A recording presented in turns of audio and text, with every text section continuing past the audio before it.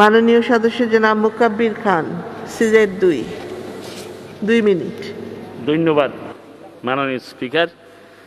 বিরোধী দলীয় নেতা এবং উপনেতা পারিতোষিক ও বিশেষাধিকার বিল অত্যন্ত গুরুত্বপূর্ণ একটি বিলটি আনার জন্য মাননীয় আইনমন্ত্রীকে আন্তরিক ধন্যবাদ জানাচ্ছি। সংসদীয় গণতন্ত্রে বিরোধী দল অত্যন্ত গুরুত্বপূর্ণ বিষয়, আর বিরোধী দলীয় নেতা এবং উপনেতার পদটি অত্যন্ত গুরুত্বপূর্ণ। কিন্তু বিগত কয়েকটি পার্লামেন্টে আমরা দেখেছি বিরোধী দলের ভূমিকা রাখার সুযোগ খুবই কম। আপনি পার্লামেন্টকে শক্তিশালী করতে চান, গণতন্ত্রকে শক্তিশালী করতে চান, তাহলে বিরোধী দলকে সুযোগ দিতে হবে, তাদের বাক স্বাধীনতা নিশ্চিত করতে হবে, বিরোধী দলকে গণতান্ত্রিক স্পেস দিতে হবে। এ প্রসঙ্গে জাতির জনক বঙ্গবন্ধু বলেছিলেন, পার্লামেন্টে যদি একজন সদস্যও যৌক্তিক কথা বলে আমরা সেটা গ্রহণ করব, কিন্তু সেটার বাস্তব প্রতিফলন আমরা বর্তমান সংসদে দেখতে পাই না। তাই আমি মনে করি বিরোধী দলের নেতা ও উপনেতার পদটিকে আরও শক্তিশালী ও সমৃদ্ধ করা প্রয়োজন। পাশাপাশি বিরোধী দলের সদস্যরা যাতে সমান সুযোগ পায় সেদিকেও দৃষ্টিপাত করা প্রয়োজন। তাই বিলটির প্রয়োজন আছে, তবে এটি আরও যাচাই বাছাই করা দরকার। তাই জনমত জরিপ বাছাই কমিটিতে প্রেরণ করার প্রস্তাব রাখছি। ধন্যবাদ মাননীয় স্পিকার।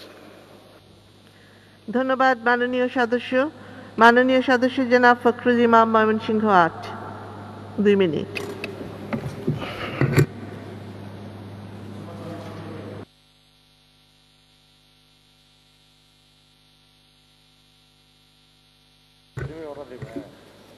কিন্তু আমি হতাশ হয়েছি মাননীয় স্পিকার।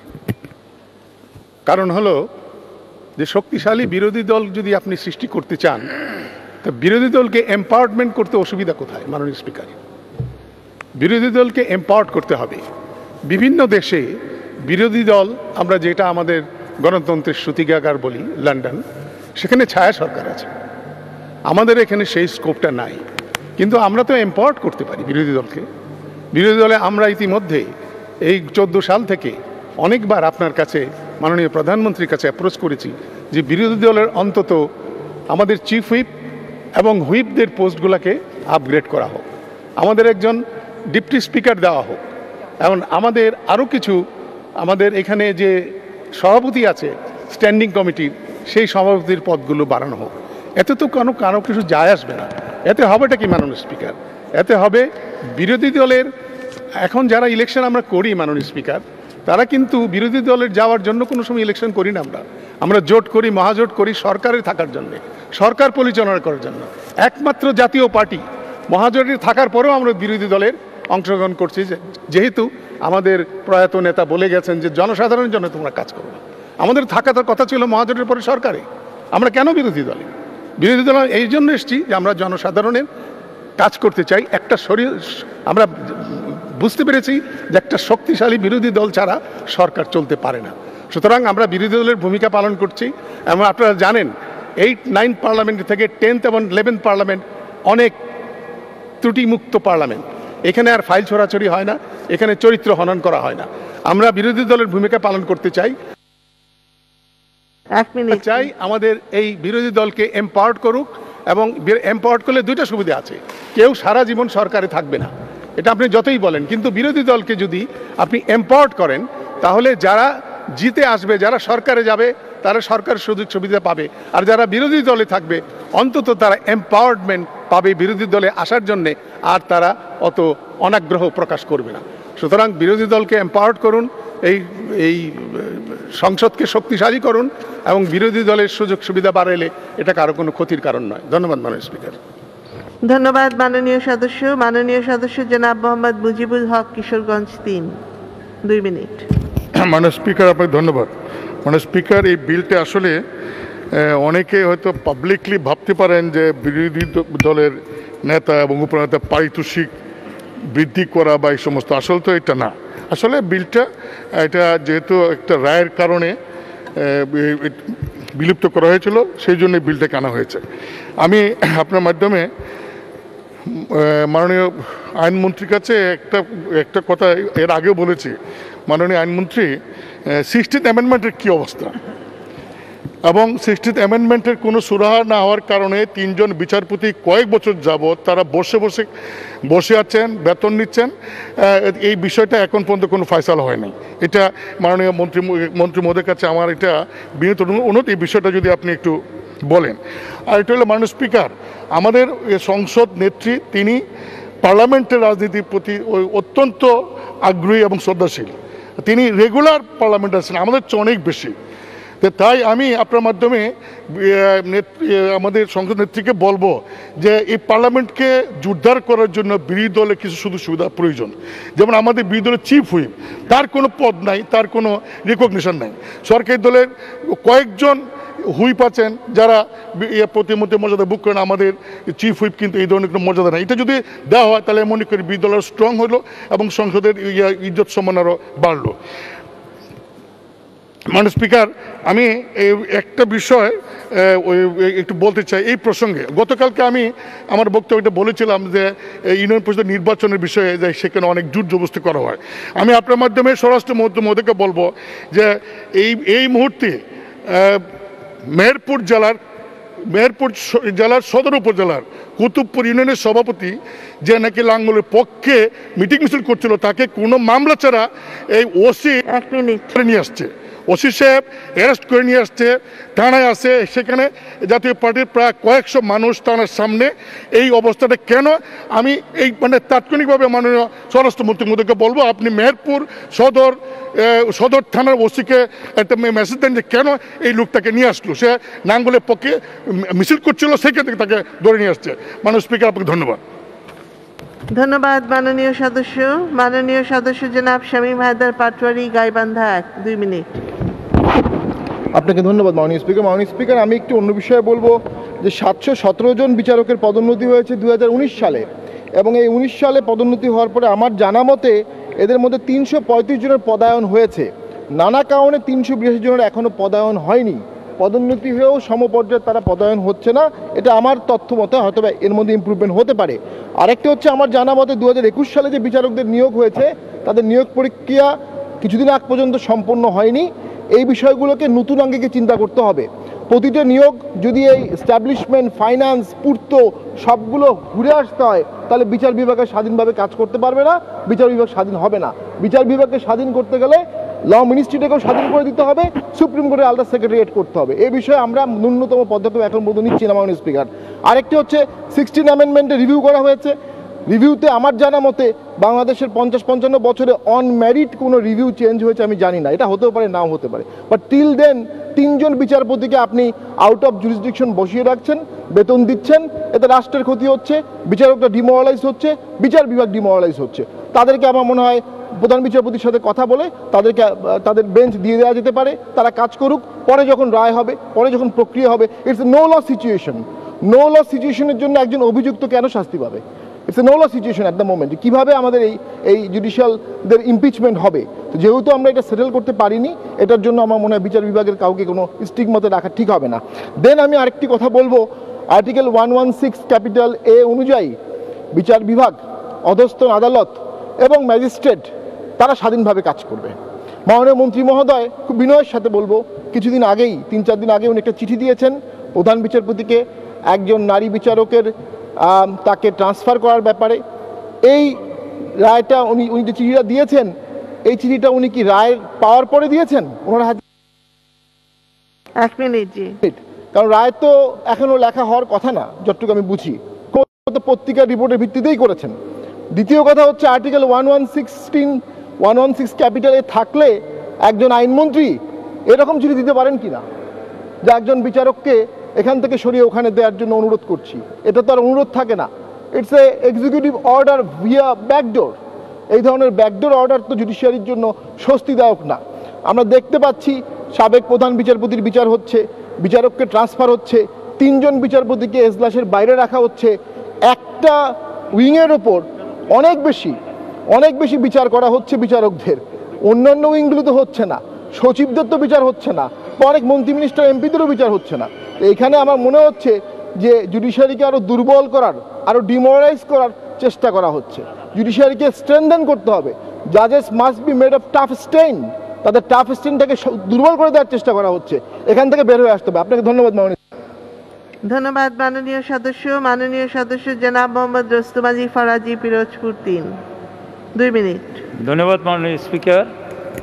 মাননীয় স্পিকার, এই বিলে বক্তব্য দিয়ে থেকে আমি যেটা বলতে চাই যে আসলে আমাদের এমটা কি, আমাদের এমটা হচ্ছে যে অ্যাকাউন্টেবল একটি এক্সিকিউটিভ, কিন্তু আমাদের এক্সিকিউটিভ যখন রাষ্ট্রপতি শাসিত সরকার ছিল তখন সেই অ্যাকাউন্টেবিলিটি ছিল না, এক ব্যক্তির হাতে সব ক্ষমতা ছিল।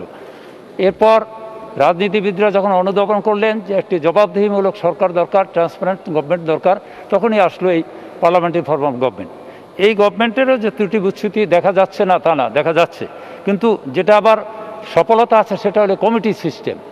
এই গভর্নমেন্টই প্রথম মাননীয় প্রধানমন্ত্রী শেখ হাসিনায় তিনি কমিটিতে মন্ত্রী বাদ দিয়ে এমপিদের করেছে সভাপতি।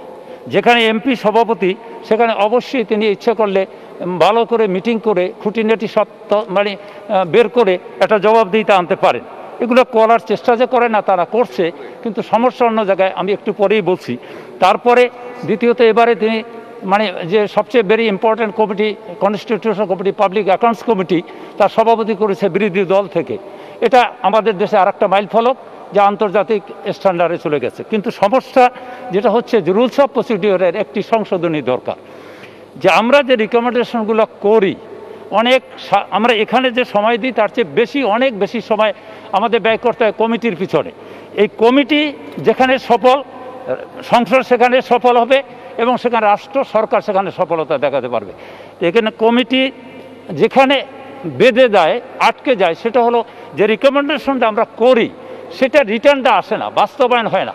কারণ ওখানে লেখা আছে যে সুপারিশ করিতে পারিবে, কিন্তু এরপর যদি বাস্তবায়ন না করে তাহলে কি করা যাইবে সেখানে নাই, বলা নাই। অথচ ভারতীয় পার্লামেন্টে, লোকসভায় এটা লেখা আছে তাদের রুলস অফ প্রসিডিওরে যে তারা 3 মাসের ভিতর অবশ্যই বাস্তবায়ন করবেন। যদি না করেন, কতটুকু করতে পারেন নাই সেটা আবার জানাতে হবে, রিটার্ন মানে 1 মিনিট। তারপর কতদিনের ভিতর পারবে সেই সময়টা আবার চেয়ে নেবেন, ওই সময় দেওয়ার পরে তারা বাস্তবায়ন, যার ফলে 80-90% সেখানে এক্সিকিউশন হয় এবং দেখা গেছে যে একটা ট্রান্সপারেন্সি হচ্ছে, গভর্নমেন্টের অনেক দুর্বলতা সেখানে কেটে যায় এবং মানে সরকার যে কার্যকরী গুড গভর্নেন্স সেটা প্রতিষ্ঠিত হয়। আমি তাই মনে করি যে মাননীয় স্পিকার, মাননীয় সংসদ নেত্রী এখানে আছেন, তিনি যদি আমাদের এই একটা মাত্র বিধি, এটা আমাদের অম্বুডসম্যান, ন্যায়পাল নিয়োগ এবং এগুলো আমি যাব না, আমি শুধু একটা মাত্র নিয়োগ, সেটা হলো যে আমরা যে রিকমেন্ডেশন, যে সুপারিশ করি সমস্ত কমিটি, সেই কমিটির সেটা যেন একটা নির্দিষ্ট সময়ের ভিতর যারা নির্বাহী কর্তৃপক্ষ তারা যেন বাস্তবায়ন করে তারপর আবার কমিটিকে জানায়, না পারলে অপারগতা সময়সীমা নিয়ে তারপর বাস্তবায়ন করতে হবে এটা। আর যেহেতু আমাদের দেশে এই হুইপ সিস্টেমে আমাদের বিরোধী দলের মানে অবস্থান কাগজে কলমে, আসলে বাস্তবে তার প্রোটোকল নাই, মানে ওয়ারেন্ট অফ প্রেসিডেন্স নাই, তাই অন্তত পক্ষে চিফ হুইপের যদি একটু। ধন্যবাদ মাননীয় সদস্য বেগম রওশনারা মান্নান, মহিলা আসন 47। 2 মিনিট। রহমানির রহিম। মাননীয় স্পিকার, আপনাকে অশেষ ধন্যবাদ। পরম স্রষ্টার কাছে শুকরিয়া জানাই যে আমরা সবাই আবার এই সংসদে একত্রিত হয়ে কথা বলার সুযোগ পেয়েছি। মাননীয় স্পিকার, আপনার সময় বন্টনে সমতার কথা সবাই জানে, আপনি সব পার্টিকে সময় দেন, ঠিক সময় সবাইকে একরকম চোখে দেখেন। আমি আপনার কাছে 2 মিনিট সময় নেব, কারণ আমি অনেক দিন পর এই মাইক পেয়েছি। মাননীয় স্পিকার, বিলের আলোচনার পূর্বে আমি 2-1টি কথা বলতে চাই। মাননীয় স্পিকার, এদেশের স্থপতি জাতির পিতার আত্মার মাগফিরাত কামনা করে বলতে চাই, ইউনেস্কো জাতির পিতার প্রতি যে সম্মান দেখিয়েছে এবং আমাদের মাননীয় সংসদ সদস্য আব্দুল শহীদ কার্যপ্রণালী বিধির 147 ধারা যে প্রস্তাব এনেছেন তার আগের রাত্রে মাত্র নোটিশ দেওয়া হয়েছে, যা আমরা অনেকেই পাই নাই এবং অনেকে বক্তৃতা দিতে চেয়েও কিছু বলতে পারে নাই। এটা সমস্ত জাতির অর্জন এবং গৌরবের বিষয়। এটা আরও আগে নোটিশ দিলে এবং আরও আলোচনাগুলি আরেকটু বেশি হলে ভালো হতো। মাননীয় স্পিকার, অনেক বড় বিপর্যয়ের মুখে আগামী পৃথিবী। এদেশের মাননীয় প্রধানমন্ত্রী, যিনি সর্বাধিকবার জাতীয় সংসদের বৈঠকে যোগ দিয়ে জলবায়ুর বিরূপতার কারণে মানব সভ্যতার অস্তিত্বের উপর হুমকি এড়াতে যে সাহসী এবং তথ্যবহুল বক্তব্য দিয়েছেন, যার জন্য অন্যান্য দেশের নেতৃবৃন্দ এবং ব্রিটিশ প্রধানমন্ত্রী বরিস স্বয়ং তার স্পষ্ট ভাষা এবং সাহসী নেতৃত্বের জন্য তিনি একজন অনেক বড় সাহসী নেত্রী বলে উল্লেখ করেছেন। সেই জন্য মাননীয় সংসদ নেত্রী মাননীয় প্রধানমন্ত্রীকে আমি আন্তরিক অভিনন্দন জানাই। মাননীয় স্পিকার, আমি আমাদের জাতীয় পার্টির প্রয়াত প্রেসিডেন্ট হোসেন মোহাম্মদ এরশাদের আত্মার মাগফিরাত কামনা করছি। মাননীয় স্পিকার, বিরোধী দলীয় নেত্রী বেগম রওশনের 1 মিনিট শেষ করবেন। জি, মাননীয় স্পিকার, বিরোধী দলীয় নেত্রী বেগম রওশন এরশাদ এবং আমাদের ডেপুটি স্পিকার জনাব ফজলে রাব্বি সহ আমাদের কলিগ যারা অসুস্থ আছেন তাদের সুস্থতার জন্য আল্লাহর কাছে প্রার্থনা করছি। মাননীয় স্পিকার, আমরা হলাম দ্বিতীয় বৃহত্তম দল সংসদে, সুতরাং আমরা যা ভালো তার সমালোচনা করি। আমরা বিরোধী দলের ভূমিকায় আছি। আমাদের চিফ হুইপের স্ট্যাটাস দরকার, সেই সঙ্গে 2 জন হুইপ আছে, তাদেরও স্ট্যাটাস দরকার মাননীয় স্পিকার, যেটা আইনি বৈধতা দরকার। যেমন আজকে এটা হুইপ আমাদের নেতা, বিরোধী দলীয় নেতা এবং উপনেতা যে স্ট্যাটাস পাবেন, আমরা চাই যে আমাদের চিফ হুইপ সহ আমাদের আরও যে হুইপ আছে, সরকারি দলের হুইপরা যদি পায় তাহলে বিরোধী দলের হুইপরাও আইনিভাবে যেন স্ট্যাটাস পায়। মাননীয় স্পিকার, আপনার মাধ্যমে আমি সংসদ নেত্রীর কাছে সেই অনুরোধ জানাচ্ছি। মাননীয় স্পিকার, সবারই বেতন ভাতা বর্ধিত করা হোক, আর সবারই অনেক দিন করা হয় না সংসদ সদস্য মাননীয় মন্ত্রী। ধন্যবাদ মাননীয় সদস্য। মাননীয় সদস্য বেগম রুমিন ফারহানা, মহিলা আসন 50, 2 মিনিট। মাননীয় স্পিকার, আপনাকে অসংখ্য ধন্যবাদ। মাননীয় স্পিকার, আমি আজকে আপনার মাধ্যমে একটি বিষয়ের প্রতি সংসদের দৃষ্টি আকর্ষণ করছি। মাননীয় স্পিকার, 3 বারের সাবেক প্রধানমন্ত্রী, বিএনপি চেয়ারপারসন, বিরোধী দলীয় নেত্রী বেগম খালেদা জিয়া শারীরিকভাবে অসুস্থ হয়ে বর্তমানে একটি বেসরকারি হাসপাতালে সিসিইউতে চিকিৎসাধীন। এবার জরুরিভাবে হাসপাতাল থেকে বাসায় নেবার 26 দিন পরে বাসায় নেবার মাত্র 6 দিনের মধ্যেই মাননীয় স্পিকার তাকে আবার হাসপাতালে ভর্তি করতে হয়েছে। 2 দফা মেডিকেল বোর্ড বসেছে। মেডিকেল বোর্ডের মতে তার শারীরিক সমস্যা অত্যন্ত গভীরে। তার কিডনি বলেন, লিভার, হৃদযন্ত্র, প্রত্যেকটা অর্গানের মধ্যেই সমস্যা প্রকট। মাননীয় স্পিকার, তার ডায়াবেটিস নিয়ন্ত্রণে আসছে না, তার হিমোগ্লোবিনের মাত্রা ঠিক রাখা যাচ্ছে না, কিডনি ক্রিয়েটিনিনের বর্ডার লাইন ক্রস করেছে। মাননীয় স্পিকার, তিনি ক্রনিক কিডনি রোগে আক্রান্ত এবং লিভার সমস্যাতেও তিনি ভুগছেন। মাননীয় স্পিকার, ক্যান্সারের আশঙ্কা থাকায় বায়োপসি পরীক্ষা করা হয়েছিল। এখন তার ক্যান্সার মার্কার উত্তরোত্তর বাড়ছে, যা তার স্বাস্থ্যের জন্য অত্যন্ত আশঙ্কাজনক। কিভাবে মিথ্যা অভিযোগে বেগম খালেদা জিয়াকে কারারুদ্ধ করে রাখা হয়েছে সেটার খুঁটিনাটি এই দেশের মানুষ জানে। সেই বিষয়ে তাই আমি আর বিস্তারিত কোনো আলোচনা করব না। শুধু এটুকু বলি, একজন আইনজীবী হিসেবে মাননীয় স্পিকার, আমি নিজে দুদকের মামলায় 10 বছরের সাজাপ্রাপ্ত বহু আসামির জামিন করিয়েছি এবং তাদের অনেকে এখন বিদেশেও চলে গেছে। অ্যাটলিস্ট পেন্ডিং অ্যাপিলে বেইল, এটা খুবই প্রচলিত একটা বিষয়। কিন্তু সাবেক এই প্রধানমন্ত্রীর বিদেশে চিকিৎসার ব্যাপারে আইন মন্ত্রণালয়ের মতামত চাওয়া হলে আইনমন্ত্রী জানান, ফৌজদারি কার্যবিধির 401 ধারায় বেগম খালেদা জিয়ার সাজা ও দণ্ডাদেশ স্থগিত করে যে শর্তে তাকে সাময়িক মুক্তি দেওয়া হয়েছিল তা শিথিল করে এখন তাকে বিদেশে যেতে দেবার কোনো সুযোগ নাই। আইনগতভাবে এই ব্যাখ্যা সঠিক নয় বলে আমি মনে করি, কারণ ফৌজদারি কার্যবিধি 401 ধারায় সরকারকে ক্ষমতা দেওয়া হয়েছে সাজাপ্রাপ্ত ব্যক্তির বিষয়ে শর্তহীন কিংবা শর্তযুক্ত সিদ্ধান্ত নেবার। মাননীয় স্পিকার, 1 মিনিট। জি, শেষ করবেন। 401-এর 1 এবং 401-এর 4 ক ধারা ভালো করে পড়লে দেখা যায়, আদালত যদি বিদেশে যেতে নিষেধ করে কোনো আদেশও দেয়, তারপরেও সরকার বিদেশে যাওয়ার অনুমতি দিতে পারে। অর্থাৎ 401 ধারা অনুযায়ী সরকার চাইলে যে কোনো সময় যে কোনো দেশে উন্নত চিকিৎসার জন্য যেতে পারবেন দেশনেত্রী বেগম খালেদা জিয়া। ফৌজদারি কার্যবিধির 401 ধারাটি সরকারের অ্যাবসলিউট ডিসক্রিশন। 401-4 ক ধারা পড়লে স্পষ্টত প্রতীয়মান হয় যে কোনো আইনে যদি কোনো আদালত কোনো ব্যক্তির সাজাপ্রাপ্ত কিংবা সাজাপ্রাপ্ত নয় চলাফেরার স্বাধীনতা খর্ব করে কোনো আদেশ দেন, সেক্ষেত্রেও সরকার তা স্থগিত করে তার স্বাধীনতা নিশ্চিত করতে পারে।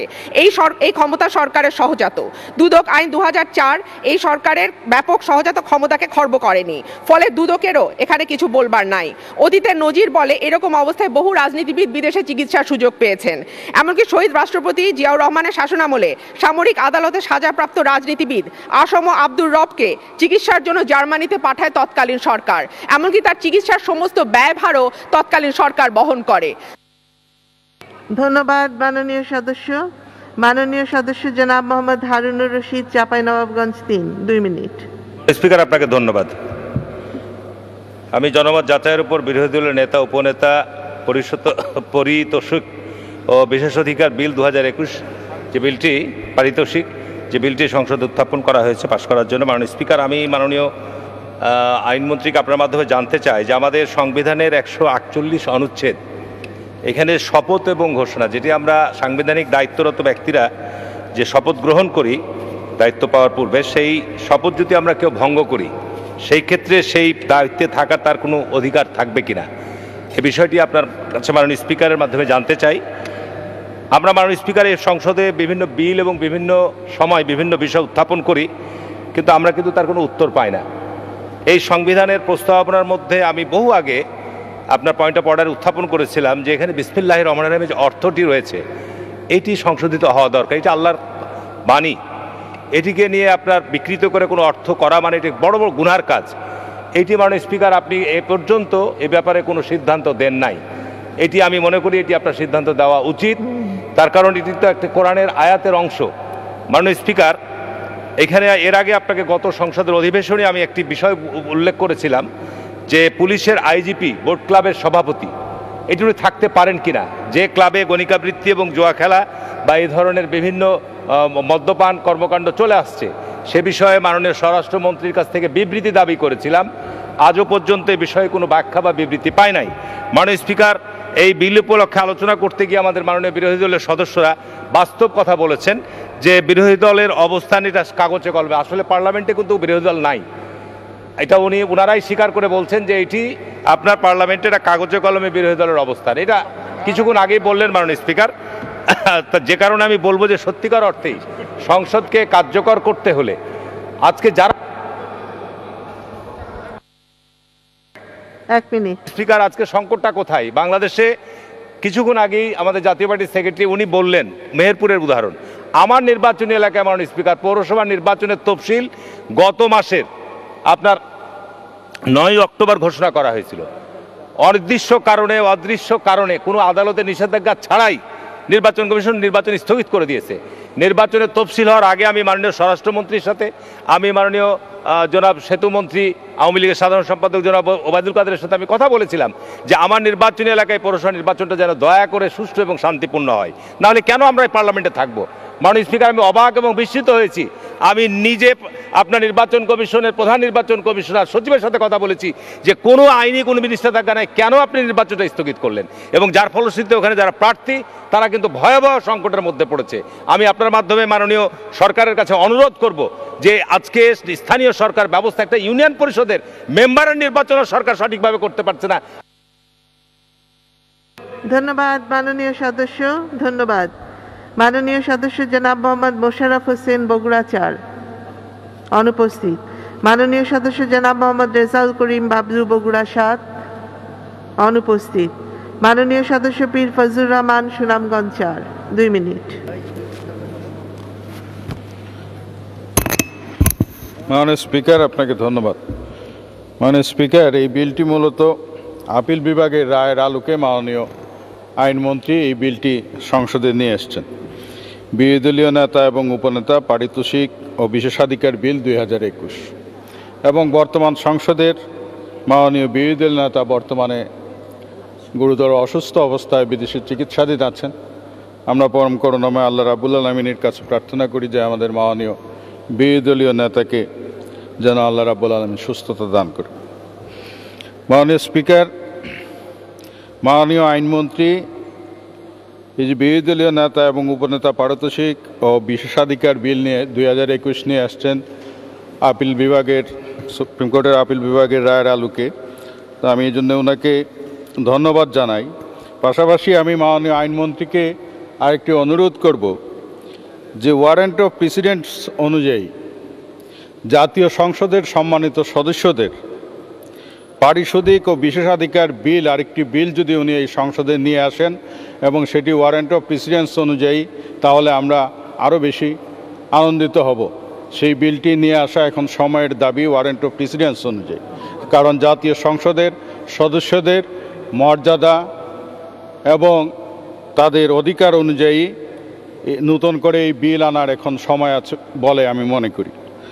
আমি মাননীয় আইনমন্ত্রীকে আরেকটি বিষয়ে ধন্যবাদ জানাই যে আমাদের একটি বিচারিক আদালতের কয়েকদিন আগে যে ধর্ষণের রায় দিয়েছিলেন, সেখানে ধর্ষণ মামলার রায়ে উনি আসামিদের খালাস দিয়েছেন। খালাস দিতেই পারেন, বিচারক সাজাও দিতে পারেন, খালাসও দিতে পারেন, কিন্তু বিচারিক আদালতের একজন বিচারক কিভাবে তিনি বলে দেন যে একটি ধর্ষণ মামলা 72 ঘন্টা পরে যেন কোনো ধর্ষণের মামলা। 1 মিনিট। এটি কোনো আইনানুগ কথা হতে পারে না, এবং একটি বিচারিক আদালতের বিচারক তিনি এই ধরনের কোনো পর্যবেক্ষণও দিতে পারেন না এবং আদেশও দিতে পারেন না পুলিশকে যে 72 ঘন্টা পরে ধর্ষণের মামলা রেকর্ড না করার জন্যে। কারণ ক্রিমিনাল মামলা, ফৌজদারি মামলা যে কোনো সময় যে কোনো দিন যে কেউ সেটি দায়ের করতে পারেন। কাজেই তিনি একটি মাননীয় প্রধান বিচারপতিকে তিনি একটি চিঠি দিয়েছিলেন এবং মাননীয় প্রধান বিচারপতি তার সেই অযোগ্যতার কারণে সেই বিচারিক ক্ষমতাটি প্রত্যাহার করেছেন। এই জন্য মাননীয় আইনমন্ত্রীকে আমি ধন্যবাদ জানাই। মাননীয় আইনমন্ত্রীকে আরেকটি বিষয়ে দৃষ্টি আকর্ষণ করি, আমাদের সারা দেশে নিকা রেজিস্ট্রাররা রয়েছে। এই নিকা রেজিস্ট্রাররা প্রত্যেকটি বিয়েতে তারা অর্থ আদায় করেন, কিন্তু সেই অর্থ সরকারি কোষাগারে জমা হয় না। সেই অর্থ সরকারি কোষাগারে জমা হয় না, এই ব্যাপারে আপনি একটি ব্যবস্থা নেবেন এবং সেটি কত টাকা নিকা রেজিস্ট্রার। ধন্যবাদ মাননীয় সদস্য। মাননীয় সদস্য জনাব কাজী ফিরোজ রশিদ, ঢাকা 6 অনুপস্থিত। আমি এখন মাননীয় আইন বিচার ও সংসদ বিষয়ক মন্ত্রী জনাব আনিসুল হককে তার বক্তব্য রাখার আহ্বান জানাচ্ছি। ধন্যবাদ মাননীয় স্পিকার। মাননীয় স্পিকার, আমি আপনার মারফতে যেই আমার সহকর্মী সংসদ সদস্যবৃন্দ যারা এই যাচাই বাছাইয়ের ব্যাপারে বক্তব্য রেখেছেন তাদেরকে ধন্যবাদ জানাই। মাননীয় স্পিকার, প্রথমেই আসি স্পেস। মাননীয় স্পিকার, এই আইনটা করাই হচ্ছে কিন্তু গণতন্ত্র চর্চাকে আরও বৃদ্ধি করার জন্য। এইটা ছিল একটা অর্ডিন্যান্স, এবং অর্ডিন্যান্সটা কখন হয়েছিল মাননীয় স্পিকার? মাননীয় স্পিকার, অর্ডিন্যান্সটা হয়েছিল 1979, এবং আমাদের সুপ্রিম কোর্ট বলেছে যে ওই থেকে শুরু করে অবৈধ সরকারের আন্ডারে যেই সব অর্ডিন্যান্স হয়েছে, যেই সব আইন হয়েছে, সব অবৈধ। তো সেই এখন এই leader and deputy leader of the অপোজিশনের পদমর্যাদা এবং তাদের সম্মান অক্ষুণ্ণ রাখার জন্য, এবং এই সম্মান অক্ষুণ্ণ থাকলেই ওই যে স্পেসের কথা ওনারা বললেন, এই স্পেস পাওয়া যাবে, সেটা করার জন্যই কিন্তু এটা করা হয়েছে।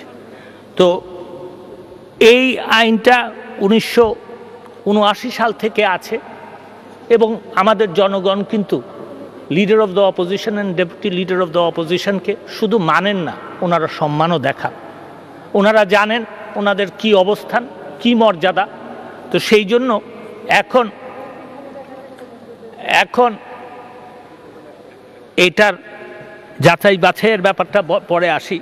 মাননীয় স্পিকার, এই বিলের ব্যাপারে যাচাই বাছাইয়ের ব্যাপারে আলোচনা করতে গিয়ে আমিও যে ওনাদের বক্তব্য অনুযায়ী আমি দেশের বিচার বিভাগের স্বাধীনতা ক্ষুণ্ণ করেছি, সেইগুলির জবাবদিহিও করব আমি। আরেকজন বলেছেন যে উনি চলে গেছেন, আমার বক্তব্য শোনার জন্য দরকার নেই, ওনার বক্তব্য আমার কানে ঢুকিয়ে উনি চলে গেছেন। তো ঠিক আছে মাননীয় স্পিকার, আমি আপনার মাধ্যমে এই বক্তব্যটা দিয়ে রাখছি। মাননীয় স্পিকার, প্রথম কথা হচ্ছে যে আমি শামীম হোসেন পাটোয়ারি সাহেবের বক্তব্যের জবাবটা দিচ্ছি।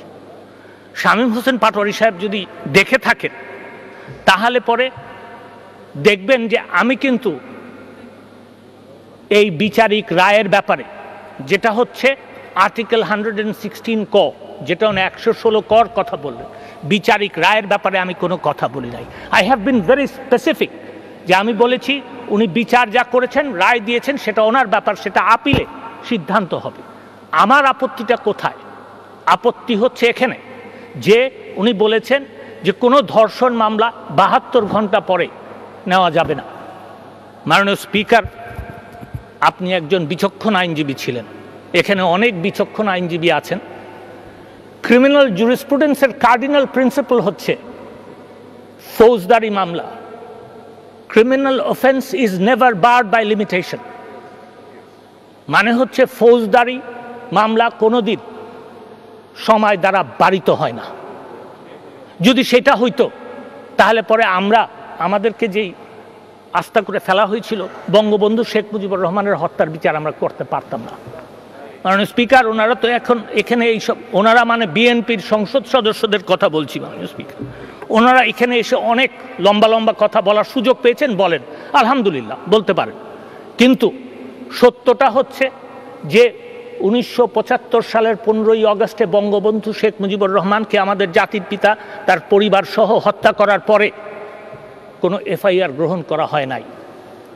বঙ্গবন্ধু হত্যা মামলার বাদী এবং 1 নম্বর সাক্ষী তিনি বলে গেছেন তার জবানবন্দিতে যে আমি তখন লালবাগ থানায় গিয়েছিলাম, তখন ধানমন্ডি থানা ছিল না, তখন লালবাগ থানায় গিয়েছিলাম, গিয়ে মামলা দায়ের করতে চেয়েছিলাম। মামলা দায়ের করার সময় যখন আমি বলি এটা মামলা নেন, তখন পুলিশ অফিসাররা আমাকে বলেছিল, বেটা তুইও মরবি আমাদেরও মারবি, এখান থেকে যা। সেই সংস্কৃতির থেকে, সেই বিচারহীনতার সংস্কৃতির থেকে 1996 সালে মাননীয় প্রধানমন্ত্রী ইনডেমনিটি বিল এই সংসদে বাতিল করে তারপরে 2রা অক্টোবরের সেই এফআইআর 1975 সালের সেই 15ই আগস্টের হত্যাকাণ্ডের এফআইআর করেছিলেন 21 বছর পর। এবং সেটা করতে পেরেছিলেন কেন? ওই যে কথাটা, the cardinal principle of criminal jurisprudence, a criminal offence is never barred by limitation.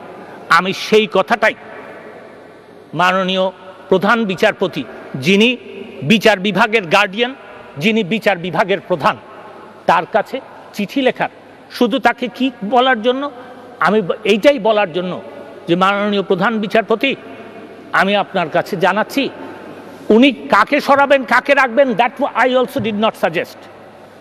মাননীয় প্রধান বিচারপতি, এই ব্যাপারটা আপনি একটু দেখবেন। এটা কি আমি একজন জনপ্রতিনিধি হিসাবে, সরকারের একজন সদস্য হিসাবে জনগণের কাছে আমার যে জবাবদিহিতার যে দায়িত্ব আছে, সেই দায়িত্ববোধের থেকে আমি এটা করেছি। আমি অন্যায় করেছি, ওনারা যদি বলেন অন্যায় করেছি, ওনারা বলতে পারেন, কিন্তু জনগণের চোখে আমি অন্যায় করি নাই। মাননীয় স্পিকার, এই যে মাননীয়, ধন্যবাদ মাননীয় স্পিকার। তারপরে আসেন মাননীয় স্পিকার, একজন সেকশন 401 অফ দি সিআরপিসি, উনি আমাকে বলে গেলেন যে সিআরপিসির 401 ধারায় কাউকে বিদেশ যাওয়া বারিত করে দিতে পারি আমরা। মাননীয় স্পিকার, উনি কি আমার একটা বক্তব্যে বলতে পারবেন, দেখাতে পারবেন? আমি ওনাকে চ্যালেঞ্জ করি যে আমি বলেছি যে 401 ধারায় ওনাকে বিদেশে যাওয়া যেতে পারে না। আমি এরকম কথা বলেছি, এরকম যদি দেখাতে পারে তাহলে আমি আজকেই ওনাকে পারমিশন দিই। মাননীয় স্পিকার, আমি কি বলেছি উনি অত্যন্ত বুদ্ধিমান, হয়তো উপর দিয়ে বা নিচে দিয়ে চলে গেছে, আমি জানি না তো, কিন্তু কথা হচ্ছে আমি কি বলেছি। আমি বলেছি মাননীয় স্পিকার, আবারও আমি আপনার দ্বারস্থ হচ্ছি, আমি বলেছি যে 401 ধারায় একটা ওনারা কোনো ধারা দেয় নাই, আমি কিন্তু এই পার্লামেন্টে দাঁড়িয়েই বলেছি।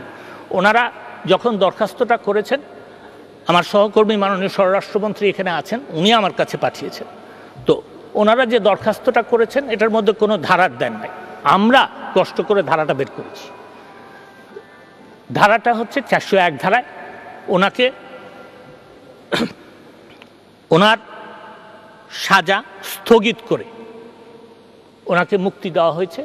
মাননীয় প্রধানমন্ত্রী মানবিক কারণে এই নির্দেশ দিয়েছে। এখন এখানে বলা হয়েছে দুটো শর্ত যুক্ত করা হয়েছে। শর্ত হচ্ছে যে উনি বাসায় থেকে মানে হচ্ছে উনি হাসপাতাল যেতে পারবেন না, সেটা না, এটা তো দেখাই গেছে, প্রমাণিত। আর উনি বিদেশে যেতে পারবেন না, উনি দেশে থেকে চিকিৎসা নেবেন। আমি বলেছি ওনারা যখন দ্বিতীয় এবং তৃতীয় অ্যাপ্লিকেশন করেছেন, আমি বলেছি মাননীয় স্পিকার, এই লিখিত আছে, আমি বলেছি যে 401 ধারায় যে দরখাস্তটা করা হয়েছিল সেই দরখাস্তটা নিষ্পত্তি হয়ে গেছে। সেই একটা দরখাস্ত যদি নিষ্পত্তি হয়ে যেয়ে থাকে 401 ধারার 1 উপধারা, 2 উপধারা, 3 উপধারা, 4 উপধারা, 5 উপধারা, 6 উপধারায় কোথাও নাই যে ওটাকে আবার টেনে এনে আবার ওটাকে আমি রিভাইভ করতে পারি। That is not there in the law. The book is there, 400 section 401 is there, 401 subsection 1 to subsection 6 is there। ওনারা যদি দেখাতে পারে আমাকে যে আমি রিভিউ ওইটা ওই দরখাস্তের উপরে আমি আবার ইয়ে করতে পারি, তাহলে আর কোনোদিন কোনো দরখাস্ত নিষ্পত্তিযোগ্য থাকবে না। আর ওই আইনের মধ্যে এটা নাই। ওনারা তো বলে গেলেন মানুষকে বিভ্রান্ত করার ব্যাপারে তো ওনাদের পদক্ষেপ আগে। তো মাননীয় স্পিকার, এখন যদি করতে হয়, আমি মানে আইনজীবী, তবুও আমি ইয়ের জন্য কি বলে এমনি আমি অ্যাডভাইস দিয়ে দিচ্ছি, সেটা হচ্ছে সেটা ওটা বলার আমি তো যে ওটা তো অনেক অনেক কথা আছে যাদের এমনও হয়েছে মাননীয় স্পিকার অনেককে কিন্তু চিকিৎসার জন্য হাসপাতালে সঠিক হাসপাতালেও যেতে দেওয়া হয় নাই বিএনপি আমলে। সেনা এরশাদ, জেনারেল মুস্তাফিজুর রহমান, এবং তাদেরকে হাসপাতালে যেতে দেওয়া হয় নাই, ও সিএমএইচে যেতে দেওয়া হয় নাই। এবং বিএনপির আমলে যখন মিসেস খালেদা জিয়া প্রধানমন্ত্রী ছিলেন। এখন ব্যাপারটা হচ্ছে মাননীয় স্পিকার, আইন সকলের জন্য সমান। আইন যদি সকলের জন্য সমান থাকে, যেই সাজাপ্রাপ্ত কয়েদি যেরকম সুবিধা ভোগ করার কথা, উনি কিন্তু তার থেকে একটু অধিক সুবিধা ভোগ করছেন। তার কারণ হচ্ছে জননেত্রী মাননীয় প্রধানমন্ত্রী শেখ হাসিনার মানবিক দিকের কারণে। তা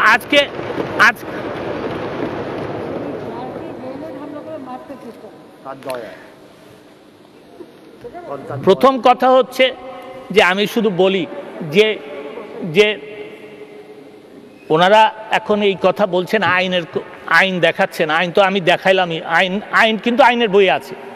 ওনাদের যদি পুরনো কাজকর্ম সম্বন্ধে এই বিএনপি সরকারের যদি আমি দেখি, ওনারা 1975 সালের 15ই আগস্ট জাতির পিতা বঙ্গবন্ধু শেখ মুজিবুর রহমান এবং তার পরিবার সহ সকলকে হত্যা করেছেন, বিচার করতে দেন নাই। খুনিদেরকে তারা পুনর্বাসন করেছেন, একজন লিডার অফ দ্য অপোজিশন বানিয়েছেন, ওখানে বসিয়েছেন।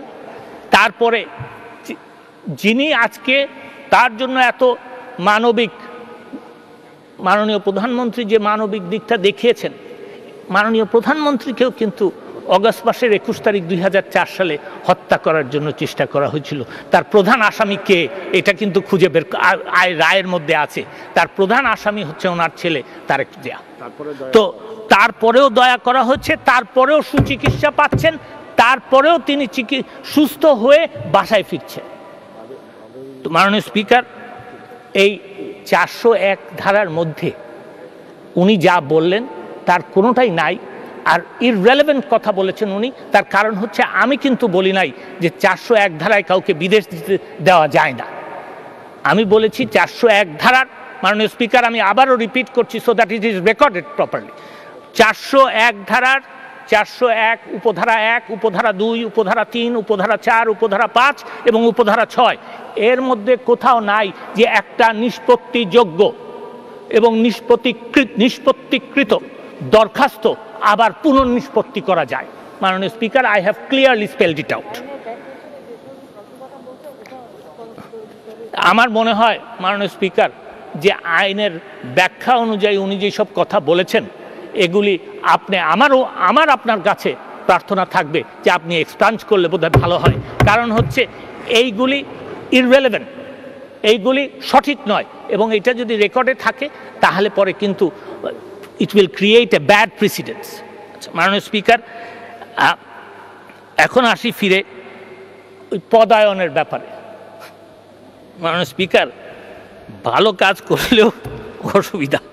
মাননীয় স্পিকার, আগে কোনোদিন বিচার বিভাগের সাবঅর্ডিনেট জুডিশিয়ারির কথা বলছি, যে এখানে কখনোই আপনার ছিল না, কোনো প্যানেল ছিল না যে একজন যদি রিটায়ার করে একটা শূন্য পদ হয় তাকে নেওয়ার জন্য 6 মাস একটা প্রক্রিয়া করতে হয়। এখন আমরা যেটা করেছি সেটা হচ্ছে অলরেডি প্যানেল আছে, পদায়ন করা হয় না এই কথাটা ঠিক না। এবং এই যে উনি বললেন, শামীম হোসেন পাটোয়ারি সাহেব বললেন যে এই যে যারা নতুন রিক্রুটেড হয়েছেন তারা তাদেরকে দেওয়া হয় পুলিশ ভেরিফিকেশন হয়ে তাদের পোস্টিংয়ের জন্য ফাইলটা গত পরশু দিন আমার কাছে এসেছে। তাদের পোস্টিং হয়ে যাবে, আমি মাননীয় প্রধান বিচারপতির কাছে পাঠিয়ে দিব, ওনারা পোস্টিং দিয়ে পাঠিয়ে দিবেন। তো এই প্রক্রিয়া কিন্তু চলছে। এবং এই যে 382 জন যেই মুহূর্তে তাদের মাননীয় স্পিকার যেই মুহূর্তে একটা পোস্ট খালি হয় তাদের সেই পুল থেকে এনে আমরা তাড়াতাড়ি তাদেরকে পদায়ন করে দিই। এই কাজটা করার কারণে এখন আর কেউ বিচারকের পদটা খালি থাকে না।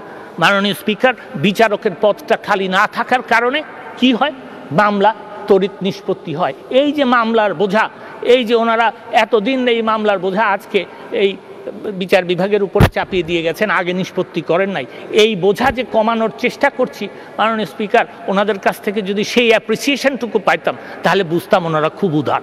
তো আমি সেই জন্য, এবং পৃথিবীর 2-3টা দেশের মধ্যে আমরা প্রথম যারা ভার্চুয়াল কোর্ট, মাননীয় প্রধানমন্ত্রীর নির্দেশে ভার্চুয়াল কোর্ট করতে পেরেছি। এবং এই ভার্চুয়াল কোর্ট করার জন্য যে ইনফ্রাস্ট্রাকচার মাননীয় স্পিকার, সেই ইনফ্রাস্ট্রাকচার বিল্ড আপ করতে অনেকের অনেক সময় লেগেছে, কিন্তু আমরা জননেত্রী মাননীয় প্রধানমন্ত্রী শেখ হাসিনা যেহেতু এই ডিজিটাইজেশনের ইনফ্রাস্ট্রাকচারটা অলরেডি ইন প্লেস করে রেখেছিলেন, সেই জন্য আমরা সেটার সহায়তায় এত তাড়াতাড়ি আমরা ভার্চুয়াল কোর্ট সৃষ্টি করতে পেরেছি।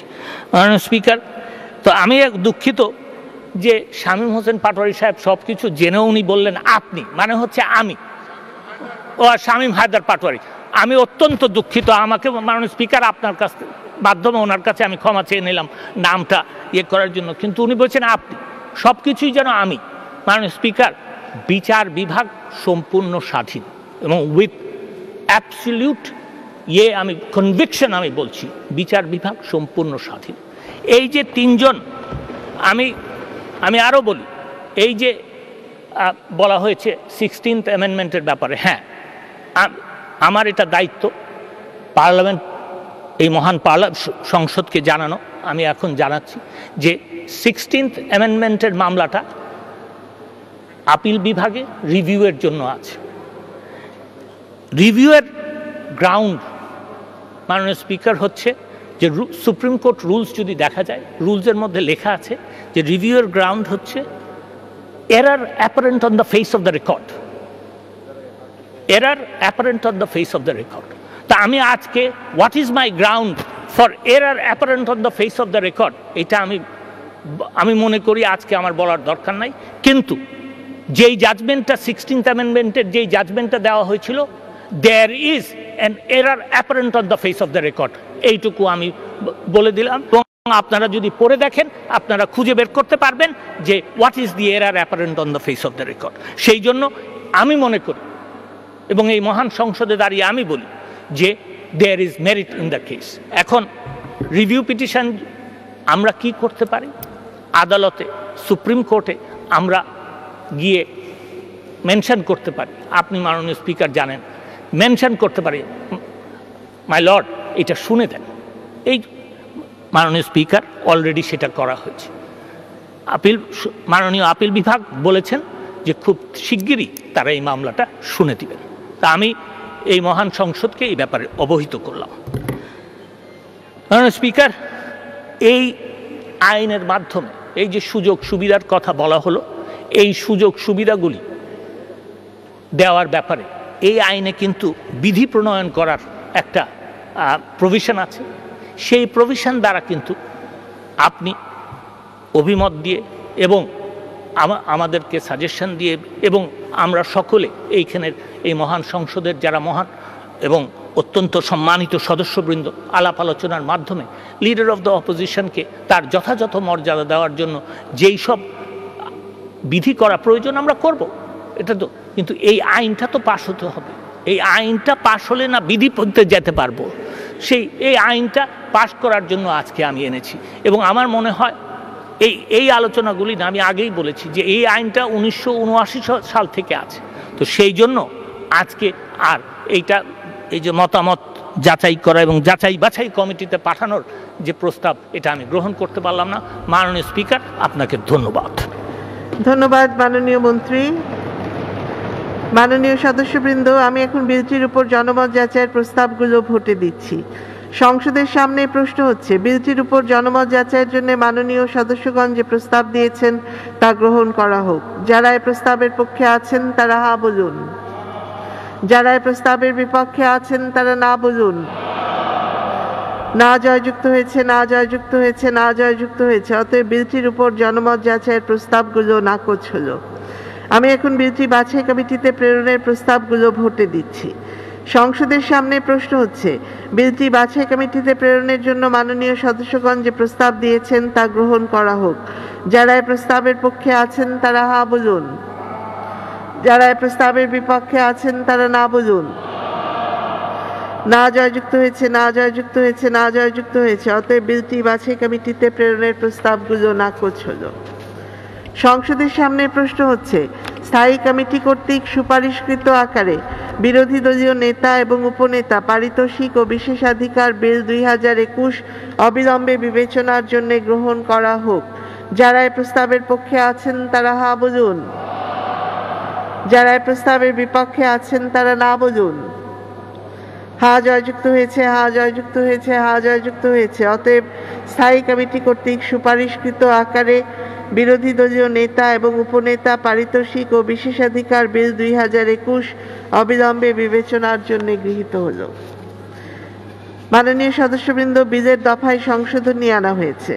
বিলের শিরোনাম দফা, প্রস্তাবনা দফা, বলবৎকরণ দফা, দফা 1, 2, 3, 4, 5 ও 6 এর উপর সংশোধনী এনেছেন মাননীয় সদস্য জনাব মোহাম্মদ মুজিবুল হক, কিশোরগঞ্জ 3, জনাব ফখরুল ইমাম, ময়মনসিংহ 8, জনাব শামীম হায়দার, পাটওয়ারি, গাইবান্ধা 1, জনাব মোহাম্মদ মোশাররফ হোসেন, বগুড়া 4, পীর ফজলুর রহমান, সুনামগঞ্জ 4, জনাব মোকাব্বির খান, সিলেট 2, জনাব মোহাম্মদ হারুনুর রশিদ, চাঁপাইনবাবগঞ্জ 3, বেগম রুমিন ফারহানা, মহিলা আসন 50, জনাব লিয়াকত হোসেন খোকা, নারায়ণগঞ্জ 3, জনাব মোহাম্মদ রেজাউল করিম বাবলু, বগুড়া 7 এবং বেগম রওশনরা মান্নান, মহিলা আসন 47। আমি এখন মাননীয় সদস্যগণকে তাদের সংশোধনীগুলি উত্থাপন ও তার পক্ষে বক্তব্য রাখার আহ্বান জানাচ্ছি। মাননীয় সদস্য জনাব মোহাম্মদ মুজিবুল হক। জি, 3 মিনিট। মাননীয় স্পিকার, আপনাকে ধন্যবাদ। মাননীয় স্পিকার, আমি এই বিলের উপরে শিরোনামে দ্বিতীয় দফা পংক্তিতে অবস্থিত 1979 সংখ্যাটির পরে অর্ডিন্যান্স নাম্বার 21 of 1979 সংখ্যা বন্ধনীয় শব্দবলী সন্নিবেশ করার জন্য সংশোধনী নিচ্ছে। মাননীয় স্পিকার, বিলের 1 দফার 1 উপদফার পরিবর্তে নিম্নোক্ত 1 উপদফাটি প্রতিস্থাপন করা হোক, যথা 1 এই আইন বিরোধী দলের নেতা এবং উপনেতা পারিতোষিক ও বিশেষাধিকার আইন 2021 নামে অভিহিত হইবে। মাননীয় স্পিকার, এখানে একটা বিষয়, সেটা হলো একটু আমার বলা দরকার যে আমরা আমাদের সংবিধানকেই ফলো করে আমাদের কার্যপ্রণালী বিধি তৈরি করা হয়েছে। সেই কার্যপ্রণালী বিধিতে কিন্তু বিরোধী দলীয় নেতা বলতে কোনো শব্দ নাই, সেখানে আছে বিরোধী দলের নেতা। এটা একটা বড় মনে করি এটা ভুল। এটা আমি আপনার মাধ্যমে মাননীয় আইনমন্ত্রী মোদীকে বলবো, এটা কারেকশন করা আমার মনে হয় আমাদের খুব প্রয়োজন। এটা যাতে গ্রহণ করা হয়, আমার এটা অনুরোধ। মাননীয় স্পিকার, আমি এই বিলের 2 দফার ক উপদফার পরিবর্তে নিম্নোক্ত ক উপদফাটি প্রস্তুত করা হোক, যথা বিরোধী দল উপনেতা, একই আর কি, ওই যে বিরোধী দলের উপনেতা, অর্থাৎ বিরোধী দলীয় উপনেতার পরিবর্তে বিরোধী দল উপনেতা। অর্থ স্পিকারের বিবেচনার মতে সংসদে সরকারি দলের বিরোধিতাকারী সর্বোচ্চ সংখ্যক সদস্যের গঠিত ক্ষেত্র মতো দল বা অধিসংঘের উপনেতা। এখানে স্পিকার, এখানে একটা এই মিস্টেক আছে, সেটা হলো যে আমাদের কার্যবিধিতে আমাদের কার্যবিধিতে ক্ষেত্রমত দল এখানে কোনো কমাও নাই, এক ক্ষেত্রমত আগে আছে, এই ইয়াতে আছে, পরে আমি এটা আগে আনছি অ্যাজ পার আমাদের কার্যবিধি। কাজে এটা ওই আগে হয়তো কারো এটা চোখে পড়ে নাই, এটা মনে হয় যে সংশোধন করাটা প্রয়োজন। আমি মাননীয় আইনমন্ত্রী মোদীকে আপনার মাধ্যমে বলবো এটাকে অ্যাকসেপ্ট করার জন্য। মাননীয় স্পিকার, আমি বিলের 2 দফার খ উপদফার পরিবর্তে নিমিত্ত খ উপদফাটি প্রস্তাবন করার জন্য সংস্থা নিচ্ছি। বিরোধী দলের নেতা, অর্থাৎ ওইটা আর কি, বিরোধী দলে না হয়ে বিরোধী দল হবে। মাননীয় স্পিকার, আমি বিলের 4 দফার উপান্ত টিকা এবং প্রথম পক্ষ 2 বার উল্লেখিত বিরোধী দলীয় শব্দটির পরিবর্তে একই বিরোধী দলে, যেখানে সে বিরোধী দলীয় শব্দটার পরিবর্তে বিরোধী দলে হবে, বিরোধী দল, নট বিরোধী দলীয়। মাননীয় স্পিকার, আমার সংশোধনী প্রস্তাব এখানে শেষ। ধন্যবাদ মাননীয় সদস্য। মাননীয় সদস্য জনাব ফখরুল ইমাম, 3 মিনিট। ধন্যবাদ মাননীয় স্পিকার। আমি প্রথমেই আইনমন্ত্রীকে ধন্যবাদ জানাচ্ছি যে উনি যে একটা ধর্ষণ মামলার যে সারা দেশ যখন এটা নিয়ে চিন্তিত ছিল, সেই সময় উনি যে কাজটি করেছেন তার জন্য প্রশংসা আমি করছি এবং ধন্যবাদযোগ্য। কারণ আমরা সবসময় চাই, আমরা সবসময় বলি একটা দৃষ্টান্তমূলক শাস্তি, আমরা এই কথাটা বলি এবং পাশাপাশি বলি যে খুব তাড়াতাড়ি যেন কাজটি করা হয়। তো এরকম তাড়াতাড়ি উনি করেছেন আইনমন্ত্রী, যেটা আসলেও একটা দৃষ্টান্তমূলক জিনিস হয়ে থাকবে আমাদের কাছে। ধন্যবাদ মাননীয় স্পিকার। এখন আমার কিছু সংশোধনী আছে। প্রথম সংশোধনী হলো যেমন রহিতপূর্বক, রহিতপূর্বক আর রহিতক্রমে, এই দুইটার মানেটা আমি মন্ত্রী সাহেবের উপরে ছেড়ে দিলাম, উনি যেভাবে বুঝেন। আমার মনে হয় রহিতক্রমেই বেটার হবে। দ্বিতীয়টা হলো আপনার বিষয়বস্তু সাংবিধানিক আবশ্যকতা ও প্রয়োজনীয়তা বিবেচনা করিয়া উহার কার্যকর বলবৎ রাখা হয়। তৃতীয় সংশোধন হলো প্রয়োজনীয় সংশোধন ও শব্দাবলীর পরিবর্তে জনস্বার্থে আবশ্যক ও বিবেচিত অধ্যাদেশসমূহ প্রয়োজনীয় সংশোধন ও রহিতকর্মে বাংলা ভাষ্যে, এটা আমি লাগাতে বলেছি। আর তারপরে পংক্তিতে বাংলা শব্দটির পর নূতন আইন, এটা কি বাংলা হবে, এই আইনটা নূতন আইনটি বাংলায় করতে হবে। তারপরে সংখ্যক 2 দফার উপদফার দ্বিতীয় পংক্তিতে অবস্থিত সংখ্যক শব্দটির পরে সংসদ শব্দটি সন্নিবেশিত করা হোক। এবং 27 এর বিলের 2 দফার পরে আমি বলেছি বিরোধী দলের উপনেতা অর্থ স্পিকারের বিবেচনা মতে, আপনার বিবেচনা এবং বিরোধী দলের অভিপ্রায় অনুযায়ী, দুইটা কিন্তু একসঙ্গে হইতে হবে। শুধু আপনার বিবেচনা হলেই হবে না, যেটা আপনি সবসময় করেন, আপনার বিবেচনা নেন এবং বিরোধী দল যে আপনি প্রথম যাদেরকে ডিক্লেয়ার করেছেন তাদের একটা মতামতের ভিত্তিতে আপনি নেতা এবং উপনেতা আপনি পরে এটা দেন। সুতরাং এইখানে স্পিকারের বিবেচনা মতে এবং বিরোধী দলের অভিপ্রায় অনুযায়ী সময় সময় যে সংসদ সদস্য ও সদস্য সরকারি দলের বিরোধিতাকারী সর্বোচ্চ সংখ্যক সদস্য লইয়া গঠিত বিরোধী দল ক্ষেত্র মতে অধিসংঘের উপনেতাকে বুঝাইবে। নেতার বেলাও একই, বিরোধী দলের নেতার বেলাও একই। তার পরবর্তী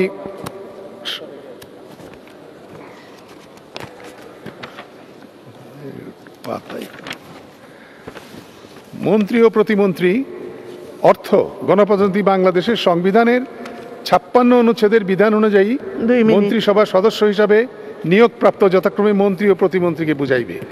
এখানে গণপ্রজাতন্ত্রী বাংলাদেশের সংবিধানের 56 ধারাটা উল্লেখ করতে হবে, নাহলে এটা স্পষ্ট হয় না।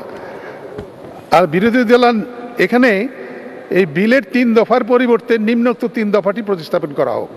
যেমন বিলে আছে বিরোধী দলের নেতার বেতন ও ইত্যাদি, বেতনের পরে আরেকটা শব্দ না থাকলে তো ইত্যাদি বসবে না, তাহলে তো স্পেসিফিক হয়ে যাবে। সুতরাং আমি বলেছি বেতন ও ভাতা তারপরে ইত্যাদি দেন, তাহলে মিনিংফুল হয়। আর আপনি যদি বেতনের পরে ইত্যাদি দিয়ে দেন তাহলে ওই ইত্যাদির কোনো আর ভ্যালু থাকলো না, বেতনটাই ফিক্সেশন হয়ে গেল। শুধু আপনি বেতন ফিক্স করতেছেন, ভাতা এবং অন্যান্য কিছু ফিক্স করছেন না। সুতরাং এখানে আমি বলেছি বিরোধী দলের নেতার বেতন ভাতা ইত্যাদি, বিরোধী দলের নেতা একজন মন্ত্রীর জন্য প্রযোজ্য হারে ও অনুরূপ বেতন ভাতা অন্যান্য বিশেষ অগ্রাধিকার প্রাপ্য হইবেন। 4 উপনেতারও একই অবস্থা। আর লিডার অব দ্য অপোজিশন বিলের 5 প্রথম পংক্তিতে অবস্থিত লিডার অ্যান্ড ডেপুটি লিডার শব্দাবলীর পূর্বে লিডার কিসের লিডার, ডেপুটি লিডার জাতীয় সংসদের, এই কথাটা লিখলে আপনার স্পষ্ট হবে। নাহলে লিডার ডেপুটি লিডার তো এখন বাইরে আছে, এখন বাইরে অনেকেই বলে যে আমরা দ্বিতীয় প্রধান দল, আমরা বিরোধী দল, এরকম এটার আর বলার সুযোগ থাকবে না। লিডার অ্যান্ড ডেপুটি লিডারের আগে আপনি জাতীয় সংসদের শব্দাবলী সংশ্লিষ্ট করলে এটা ক্লিয়ার হবে। বিলের 6 দফার কার্যকর হইবার পর যথাশীঘ্রই সম্ভব কাজগুলো করতে হবে। আর এই আইনের বাংলা ও ইংরেজি পাঠের মধ্যে বিরোধের ক্ষেত্রে বাংলা পাঠ প্রাধান্য পায়। ধন্যবাদ মাননীয় স্পিকার। ধন্যবাদ মাননীয় সদস্য জনাব শামীম হায়দার পাটোয়ারি, 2 মিনিট। আপনাকে ধন্যবাদ মাননীয় স্পিকার। মাননীয় স্পিকার, বিরোধী দল ছাড়া তো আর গণতন্ত্র হবে না। জওহরলাল নেহরু যখন ক্ষমতায় আসলেন, ভারত গঠন করলেন, উনি জয়প্রকাশ নারায়ণকে ডেকে বললেন তোমাকে ফান্ড দিচ্ছি, তুমি 100 জন এমপি একটা বিরোধী দল তৈরি করো, এবং উনি করলেন। এখন মাননীয় মন্ত্রী মহোদয় অনেকগুলো কথা বলেছেন, খুবই সুন্দর ব্যাখ্যা দিয়েছেন। হি ফিল অ্যাকাউন্টেবল টু পার্লামেন্ট, আমার যেটা মনে হয় বক্তব্যে, যেটা আমাদের জন্য খুব ভালো। কয়েকটা জিনিস আমি খুব স্পষ্ট কথায় বলবো, আমাকে হোসেন বলেন না হায়দার বলেন। একটা হচ্ছে বিচার বিভাগের অবস্থা ভালো না, মানুষ ন্যায় বিচার পাচ্ছে না, এবং এটার জন্য বিচারকরা একা দায়ী না। ক্যাপাসিটিতে প্রচুর সমস্যা আছে, ইনফ্রাস্ট্রাকচারের সমস্যা আছে, ফান্ড অ্যালোকেশনের সমস্যা আছে। এখন বিচার বিভাগের জন্য কত টাকা লাগবে এটা তো মন্ত্রণালয়ে বা এখানে এসে তো প্রধান বিচারপতি চান না, এটা তো আপনাকেই যেতে হয়। আপনি 1800 কোটি টাকা চান, আপনি কেন 18,000 কোটি টাকা চান না? আপনি বেশি অর্থ চাবেন, বেশি বরাদ্দ দিবেন, আমাদের জুডিশিয়ারি ডেভেলপ করবে। আরেকটি হচ্ছে ফান্ডামেন্টাল প্রবলেম, আর্টিকেল 116, যেখানে বলা হচ্ছে যে আমাদের এই the control and discipline of person employed in the judicial service and magistrate exercising the judicial function shall vest in the president and shall be exercised by him in consultation with the Supreme Court. এই যে এক্সিকিউটিভকে সর্বোচ্চ পাওয়ারটা দিয়ে দেওয়া হচ্ছে, এর মাধ্যমেই তেল এবং জল মিশ খেয়ে যাচ্ছে। পাশাপাশি বলা হচ্ছে the High Court Division shall have supervision control over all courts and tribunals subordinate to it. 109 এবং 116 একসাথে থাকতে পারে না, কন্ট্রাডিক্টরি, এবং মাজদার হোসেনের 12 বিধির সাথে সম্পূর্ণ কন্ট্রাডিক্টরি। আমাকে হায়দার বলেন আর হোসেন বলেন, এটা লিগ্যাল পজিশন বলে আমি মনে করি। আরেকটা হচ্ছে এই যে পদোন্নতি বা পদায়ন দিতে পারছেন না, কারণ আমি কিন্তু আজকে আমার বক্তব্যে আপনার মন্ত্রণালয়কে স্ট্রেনদেন করার কথা বলেছি। 1 মিনিট মাননীয় স্পিকার, এবং খুব দুঃখের বিষয় আপনাকে আমি স্ট্রং করতে চাচ্ছি, আপনি এটা গ্রহণ করতে চাচ্ছেন না। আমি চাচ্ছি জুডিশিয়ারির বিষয়গুলো চিফ জাস্টিসের কাছ থেকে আপনার কাছে গেলে ফর্মালিটিসের মাধ্যমে সব ফাইনাল হয়ে যাবে। এটা এস্টাবলিশমেন্ট, ফাইন্যান্স এবং অন্যান্য মন্ত্রণালয় ঘুরবে না, কারণ অন্যান্য মন্ত্রণালয় ঘুরছে দেখেই আপনি পদায়নের জন্য পদ সৃষ্টি করতে পারছেন না। আপনি 100 জন বিচারকের নিয়োগ দিয়েছেন, পুলিশ ভেরিফিকেশনে 6 মাস আটকে থাকবে। আপনি কি করছেন? আপনার কিছু করার ক্ষমতা নাই, বিকজ সেটা কাঠামোর মধ্যে নাই। আমরা চাচ্ছি এটা ওয়ান স্টপ সলিউশন হবে। So far as judiciary is concern, এটা এই সরকারের 13তম বছর, আপনার মন্ত্রিত্বের 8ম বছর। এখন পর্যন্ত মাত্র 1600 বিচারক দিয়ে আমাদের 40 লক্ষ মামলা চলছে 18 কোটি লোকের দেশে। এই সলিউশনগুলো আপনি চাইলেও করতে পারবেন না, কারণ কাঠামোর মধ্যেই 116 আছে। কাঠামোর মধ্যে আপনাকে অর্থের জন্য যেতে হবে ফাইন্যান্সের কাছে, আপনাকে এস্টাবলিশমেন্টের কাছে। কেন মাজদার হোসেনের তো সেই প্রিন্সিপালটা ছিল না। মাজদার হোসেন ছিল জুডিশিয়ারি নিজস্ব স্বতন্ত্র সচিবালয় থাকবে এবং মন্ত্রণালয় সেখানে পোস্ট বক্স হিসাবে কাজ করবে। এখন দেখা যাচ্ছে entire ministry and executive authority সম্পূর্ণ জুডিশিয়ারিকে ডোমিনেট করার অ্যাকচুয়াল ক্ষমতাটা রেখে দিয়েছে। এটা সুপ্রিম কোর্টের ভার্ডিক্টের সাথে ভায়োলেটিভ, সংবিধানের সাথে ভায়োলেটিভ। আমি এই বিষয়ে মনে করি যেহেতু সরকার অনেক দিন ধরে আছে, একটা বৈপ্লবিক পরিবর্তন প্রয়োজন, একটা দৃষ্টিভঙ্গির পরিবর্তন প্রয়োজন, এবং এসডিজি গোল কখনোই অ্যাচিভ হবে না যদি আমরা জাস্টিস এনশিওর করতে না পারি। আপনাকে ধন্যবাদ মাননীয় স্পিকার। আমি কমিটির সিটে ছিলাম, সংসদের ধন্যবাদ মাননীয় সদস্য জনাব মোহাম্মদ মোশাররফ হোসেন অনুপস্থিত, উত্থাপিত হলো না। মাননীয় সদস্য পীর ফজলুর রহমান, 3 মিনিট। মাননীয় স্পিকার, আপনাকে ধন্যবাদ। মাননীয় স্পিকার, আমরা মনে করি মাজদার হোসেন মামলার মাধ্যমে বাংলাদেশের জুডিশিয়ারি পৃথকীকরণ করা হয়েছে, কিন্তু মাজদার হোসেন মামলার রায়ের আলোকে যেভাবে জুডিশিয়ারি সেপারেশন হওয়ার কথা ছিল, পূর্ণাঙ্গভাবে সেই রায়ের আলোকে সেটি পৃথকীকরণ এখনও করা হয় নাই। সেই রায়ের কার্যকর আলোকে জুডিশিয়ারি সেপারেশন হওয়া উচিত। মানুষের চাহিদা, মানুষের বিচার প্রাপ্তি সেটি নিশ্চিত হওয়া উচিত। এবং আমি যেটি মাননীয় মন্ত্রীকে বলছিলাম, আমি আসলে ওনাকে অভিনন্দন জানিয়েছিলাম যে এই যে বিচারিক আদালতের একজন বিচারিক জজ, উনি কিভাবে এই সিদ্ধান্ত দিয়ে দেন, একটি অসাংবিধানিক সিদ্ধান্ত দিয়ে দেন যে 3 বছর পরে ধর্ষণের মামলা নেওয়া যাবে না। ওনার তো এই ক্ষমতাই নাই। উনি কিভাবে এইটা দেন, এইটির ব্যাপারে উনি যে ভূমিকা নিয়েছেন সেটার জন্য ওনাকে আমি আসলে ধন্যবাদ জানাই। মাননীয় স্পিকার, আমার সংশোধনীগুলো হলো বিলের শিরোনাম দফার দ্বিতীয় পংক্তিতে অবস্থিত রহিতপূর্বক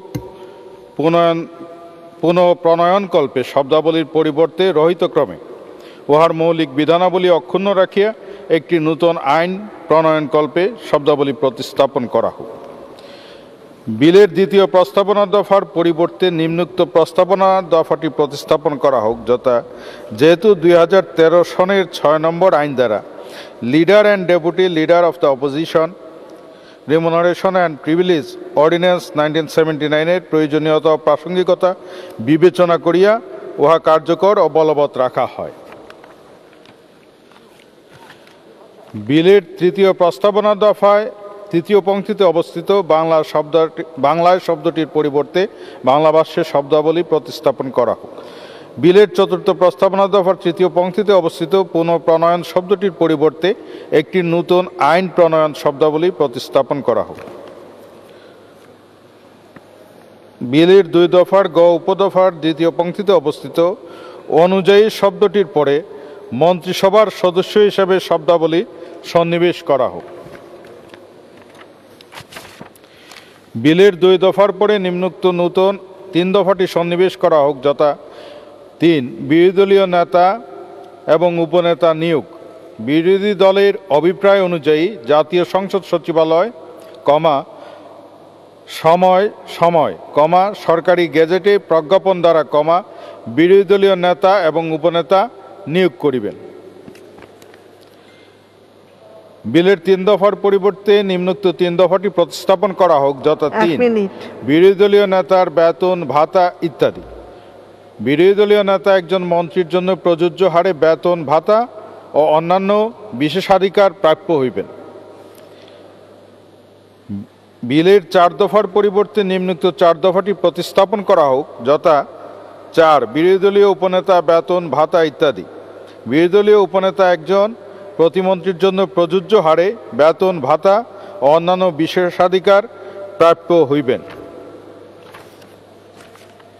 বিলের 5 দফার 2 উপদফার পরিবর্তে নিম্নোক্ত 2 উপদফাটি প্রতিস্থাপন করা হোক, যথা উপধারা 1-এর অধীন অর্ডিন্যান্স রহিত হওয়া সত্ত্বেও উক্ত রহিতকৃত অর্ডিন্যান্সের অধীনকৃত কোনো কাজকর্ম বা গৃহীত কোনো ব্যবস্থা এই আইনের অধীনকৃত বা গৃহীত হইয়াছে বলিয়া গণ্য হইবে। ধন্যবাদ মাননীয় স্পিকার। ধন্যবাদ মাননীয় সদস্য জনাব মুকাব্বির খান, 2 মিনিট। স্পিকার, আমার 5টি সংশোধনী আছে এখানে। বিলের শিরোনাম দ্বিতীয় পংক্তিতে অবস্থিত রহিতপূর্বক শব্দটির পরে বাংলায় শব্দটি সন্নিবেশ করা হোক। বিলের 2 দফায় উপদফায় দ্বিতীয় পংক্তিতে অবস্থিত সংখ্যক শব্দটির পরে সংসদ শব্দটি সন্নিবেশ করা হোক। বিলের 2 দফার উপদফায় দ্বিতীয় পংক্তিতে অবস্থিত সংখ্যক শব্দটির পরে সংসদ শব্দটি সন্নিবেশ করা হোক। বিলের 4 দফায় উপায়িকা বিলের 4 দফায় দ্বিতীয় পংক্তিতে অবস্থিত বাতা শব্দটির পরে সম্মানী শব্দটি সন্নিবেশ করা হোক। ধন্যবাদ মাননীয় স্পিকার। ধন্যবাদ মাননীয় সদস্য জনাব মোহাম্মদ হারুনুর রশিদ, 3 মিনিট। জি মাননীয় স্পিকার, আপনাকে ধন্যবাদ। জনমত যাচাই বাছাইয়ের উপর এই বিলের উপর আমাদের প্রস্তাব ছিল। মাননীয় আইনমন্ত্রী নাতিদীর্ঘ বিশাল বক্তব্য রেখেছেন। এর মধ্যে মাননীয় স্পিকার প্রায় অর্ধেক সময় বিএনপি নেত্রীকে নিয়ে কথা বলেছেন। আমাকে একটু 2 মিনিট সময় দিবেন। মাননীয় স্পিকার, 15ই আগস্ট নিঃসন্দেহে বাংলাদেশে একটা ট্র্যাজেডি এবং বঙ্গবন্ধু সহ সপরিবারে নিহত হয়েছিলেন। তার সাথে বিএনপির বা তখন জন্মই হয়নি, বিএনপির কোনো ধরনের দূরতম সম্পর্ক নাই। সুতরাং আমি মনে করি এই ধরনের অপ্রাসঙ্গিক আলোচনা এক্সপাঞ্জ হয়ে যাওয়া উচিত পার্লামেন্টের এই প্রসিডিংস থেকে। দ্বিতীয়ত মাননীয় স্পিকার, উনি বলেছেন বিএনপি মানুষকে বিভ্রান্ত করছে। আমি মাননীয় স্পিকার আপনার মাধ্যমে আইনমন্ত্রীকে বলতে চাই, কিছুদিন পূর্বে আপনার যে কুমিল্লায় দুর্গাপূজায় যে হামলা মন্দিরে কোরআন শরীফ পাওয়া গিয়েছিল সেটিকে নিয়ে এই তথ্যমন্ত্রী কিছুদিন আগে রাজশাহী গিয়েছিলেন। উনি ওখানে গিয়ে বললেন যে দুর্গাপূজায় হামলার পরিকল্পনা হয়েছে লন্ডনে বসে। উনি একজন রাষ্ট্রের তথ্যমন্ত্রীর সাংবিধানিক দায়িত্ব রয়েছেন, উনি কোথা থেকে তথ্য পেলেন? মাননীয় স্পিকার, তাহলে বিভ্রান্তি জাতিকে কারা করছে এই বিষয়টি আপনার মাধ্যমে আমি আইনমন্ত্রীর কাছ থেকে সুস্পষ্ট ব্যাখ্যা চাই। মাননীয় স্পিকার, আজকে সাবেক প্রধানমন্ত্রী বেগম খালেদা জিয়া নিঃসন্দেহে অত্যন্ত অসুস্থ। উনি প্রায় 1 মাস হাসপাতাল থেকে বাসায় ফিরে যাওয়ার পর আবার ওনাকে হাসপাতালে যেতে হয়েছে এবং শিশুতে অবস্থান করছেন। উনার সুচিকিৎসার জন্য উনার পরিবারের পক্ষ থেকে, দলের পক্ষ থেকে আমরা দাবি জানাচ্ছি যে উনাকে বিদেশে চিকিৎসার সুযোগটা দেন। আমি মাননীয় আইনমন্ত্রীকে আপনার মাধ্যমে জানতে চাই যে 401 বিধানের কথা উনি বলছেন, সাবেক সেনাপ্রধানের ছেলেদেরকে যে 401 ধারা আপনি মওকুফ করে দিয়েছিলেন সাজা, এটা কি আইনের যথাযথ প্রক্রিয়া পালন করা হয়েছিল? আমি চ্যালেঞ্জ দিয়ে বলতে পারি মাননীয় স্পিকার, এটি আইনের যে 401 ধারার বিধিবিধান আইন অনুযায়ী প্রতিপালন করা হয়নি। সুতরাং মাননীয় স্পিকার, আমি স্পষ্টভাবে বলতে চাই, আজকে সত্যিকার অর্থে এই আলোচনাগুলো নিয়ে আসছেন একেবারেই অপ্রাসঙ্গিক এবং আজকে রাষ্ট্রের বিভিন্ন অঙ্গের প্রতি আজকে মানুষের যে অনাস্থা তৈরি হয়েছে, এইটি মাননীয় স্পিকার আমি আপনাকে উদাহরণ সহ এক্সাম্পল দিয়ে বলে দিতে পারি। বিশেষ করে সাম্প্রতিক কিছুদিন পূর্বে যে কুমিল্লায় এই দুর্গাপুর মন্দিরে তাদের এই প্রতিমা পায়ের নিচে যে আপনার কোরআন শরীফ পাওয়া গেছিল, রাষ্ট্র এটিকে বিভ্রান্ত করার জন্যে একজন উন্মাদ, একজন অপরিত্যস্ত ব্যক্তিকে যে নাটক সাজিয়েছে, মাননীয় স্পিকার, এটি রাষ্ট্রের বিরুদ্ধে ষড়যন্ত্র, এটি গণতন্ত্রের বিরুদ্ধে ষড়যন্ত্র। আমি মনে করি মাননীয় আইনমন্ত্রী আপনি এবারে ব্যাখ্যা দিবেন, এই ব্যাপারে সুষ্ঠু তদন্ত জাতির সামনে হওয়া উচিত। এটিকে কেন্দ্র করে পুলিশ বাদী হয়ে হাজার হাজার বিরোধী দলের নেতা কর্মীদেরকে মামলার আসামি করেছেন, যারা বিদেশে চিকিৎসারত, যারা কারাগারে অবস্থান করছে তাদেরকে ওই মামলার আসামি করেছেন। তাহলে কি আমি বলবো না যে ওই মামলাগুলো করা হয়েছে উদ্দেশ্য প্রণীতভাবে এবং বিরোধী দলকে উদ্দেশ্য প্রণীতভাবে আপনার সাজা প্রদান বা কষ্ট প্রদান করার জন্য? সুতরাং আজকে রাষ্ট্র কিন্তু সঠিকভাবে চলছে না মাননীয় স্পিকার। আজকে স্থানীয় নির্বাচন নিয়ে আমরা কথা বলছি, স্থানীয় নির্বাচন আমাদের এখানে বিরোধী দলে যারা দায়িত্ব। 1 মিনিট শেষ। মাননীয় স্পিকার 2টা মিনিট দিবেন। মাননীয় স্পিকার, আজকে বিরোধী দল নির্বাচনে যেসব জায়গায় আজকে জাতীয় প্রতীক ছাড়া নির্বাচনে অংশগ্রহণ করছে, বিএনপিও করছে কিছু জায়গায়, কিন্তু আজকে কি অবস্থা সেখানে আইন প্রজ্ঞারী সংস্থার, সেখানে নৌকাকে বিজয় করার জন্য মনে হচ্ছে তারা উঠে পড়ে লেগেছে। মাননীয় স্পিকার, সেখানে বিরোধী দলের আওয়ামী লীগের বিদ্রোহী প্রার্থী আর সরকারি দলের প্রার্থীরা আজকে কি ভয়ানক ধরনের তারা সংঘাত এবং সন্ত্রাসে লিপ্ত হয়েছে। এইটি গণমাধ্যমের পত্রপত্রিকা, আমার কথা নয় মাননীয় স্পিকার, আজকে বিরোধী দলের সদস্যরা দায়িত্ব নিয়ে কথা বলেন। আমি মাননীয় স্পিকার আপনাকে একটি পবিত্র কোরআনের সুস্পষ্ট একটি আয়াত আপনার এই মাধ্যমে এই সংসদে আমি উত্থাপন করতে চাই। আল্লাহ পাক পবিত্র কোরআনের সূরা নিসায় কোট, হে ঈমানদারগণ, তোমরা ন্যায়ের উপর প্রতিষ্ঠিত থাকো, আল্লাহর ওয়াস্তে ন্যায়সঙ্গত সাক্ষ্য দান করো, তাদের তোমাদের নিজের বা পিতামাতার অথবা নিকটবর্তী আত্মীয় স্বজনের যদি ক্ষতি হয়, তবুও কেউ যদি ধনী কিংবা দরিদ্র হয়, তবে আল্লাহ তাদের শুভাকাঙ্ক্ষী, তাদের চাইতে বেশি। অতএব তোমরা জি 1 মিনিট শেষ করুন কিংবা পাশ কাটিয়ে যাও, তবে আল্লাহ তোমাদের যাবতীয় কাজকর্ম সম্পর্কে অবহিত। আমি মাননীয় স্পিকার আপনার মাধ্যমে বলতে চাই, এই আয়াতটি বিচারক, সাক্ষী, ইনভেস্টিগেশন সকলের জন্য এই আইনটি কার্যকর। আমরা আল্লাহকে ভয় করি কিনা, আমরা কিয়ামতের মাঠে আল্লাহর কাছে জবাবদিহি করব কিনা, এই বিষয়টি আমাদের আগে অন্তরকে জিজ্ঞাসা করতে হবে। আমরা যে দায়িত্বশীল জায়গা থেকে লাগামহীনভাবে যে সব কথাবার্তা বলছি, আমি অনুরোধ করবো আপনার মাধ্যমে এই জায়গা থেকে আমাদেরকে বেরিয়ে আসতে হবে, এই জায়গাগুলো পরিহার করতে হবে মাননীয় স্পিকার। তাহলে পরে আমি মনে করি যে আমাদের এই সংসদে আমরা যারা দায়িত্বশীল জায়গায় রয়েছি তাদের বক্তব্যের গুরুত্ব, তাৎপর্য এবং জনগণের কাছে, রাষ্ট্রের কাছে গুরুত্ব বহন করবে। মাননীয় স্পিকার, আপনাকে সময় দেওয়ার জন্য ধন্যবাদ। ধন্যবাদ মাননীয় সদস্য বেগম রুমিন ফারহানা, 2 মিনিট। স্পিকার, আপনাকে অসংখ্য ধন্যবাদ। মাননীয় স্পিকার, একটু সময়টা বাড়িয়ে দিন। মাননীয় স্পিকার, আমি আমার বক্তব্যের পরে কেন সংসদে ছিলাম না এই বিষয়ে মাননীয় আইনমন্ত্রী প্রশ্ন তুলেছেন। না, উনি সেটা তুলতেই পারেন, তবে আমি একটু আইনমন্ত্রীকে মনে করিয়ে দেই যে আমরা যতই 3G 4G 5Gর গল্প শুনি না কেন, এই মহান সংসদে নেটওয়ার্কটা পাওয়া যায় না মাননীয় স্পিকার। তো আইনমন্ত্রী যখন আইনের বিষয়ে প্রশ্ন তুলেছেন, 401 ধারায় কি আছে, কতটুকু তার এখতিয়ার আছে, কতটুকু সরকার করতে পারে, কতটুকু করতে পারে না, এই বিষয়গুলো নিয়ে যখন উনি প্রশ্ন তুলেছেন, তখন আমার মনে হলো আগে ভাগে 401টা কি আছে সেটা আমি একটু বের করে রাখি। কিন্তু যখন আমি ফোনটা হাতে নেওয়া মাননীয় স্পিকার, নেটওয়ার্ক তো নাই।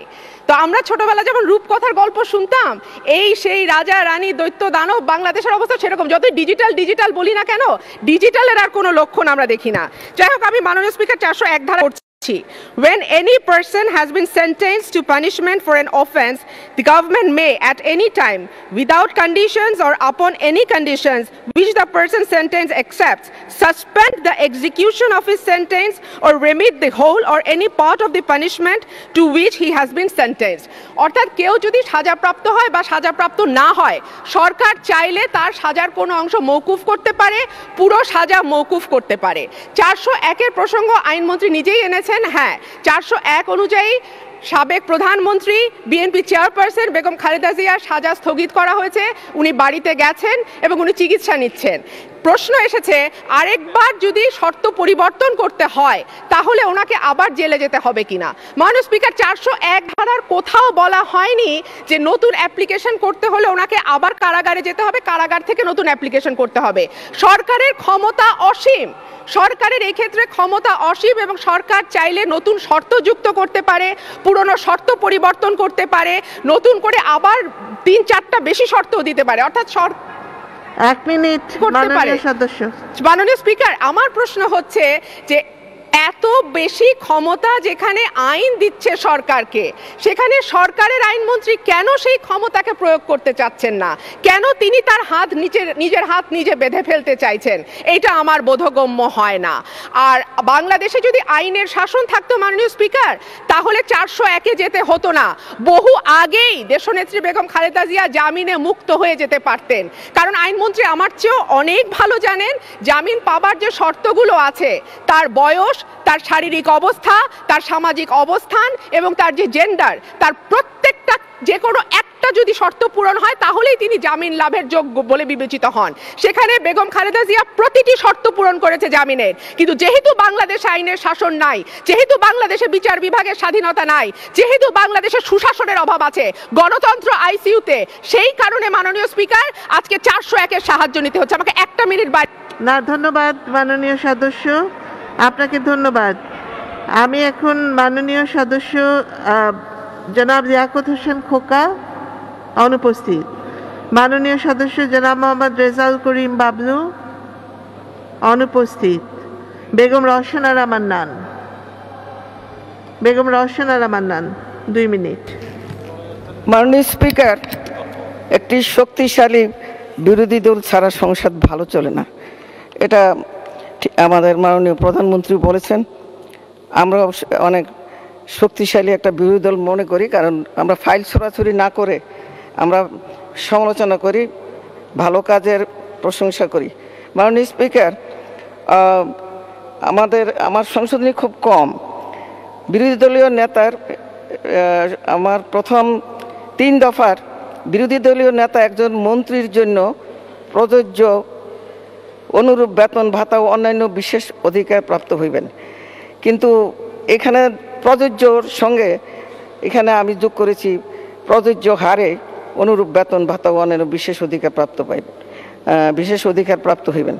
আমার 4 নম্বর সংশোধনী হলো বিরোধী দলীয় উপনেতার বেতন ভাতা ইত্যাদি।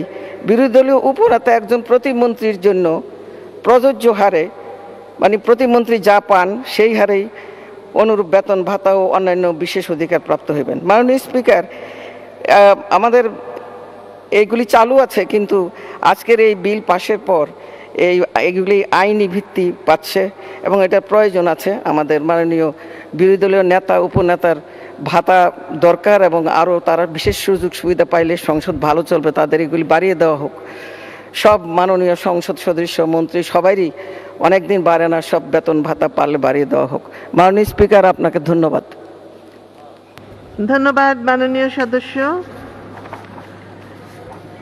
মাননীয় সদস্য রুবিন ফারহানা, আপনি ওয়াইফাই কানেক্ট করার চেষ্টা করেন। এখানে তো সকলের ওয়াইফাই থাকার কথা আমার জানা মতে।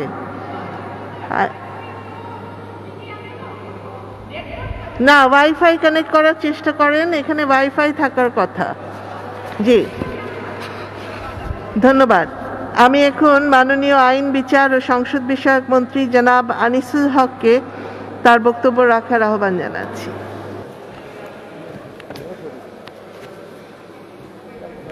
মাননীয় স্পিকার, আপনাকে ধন্যবাদ।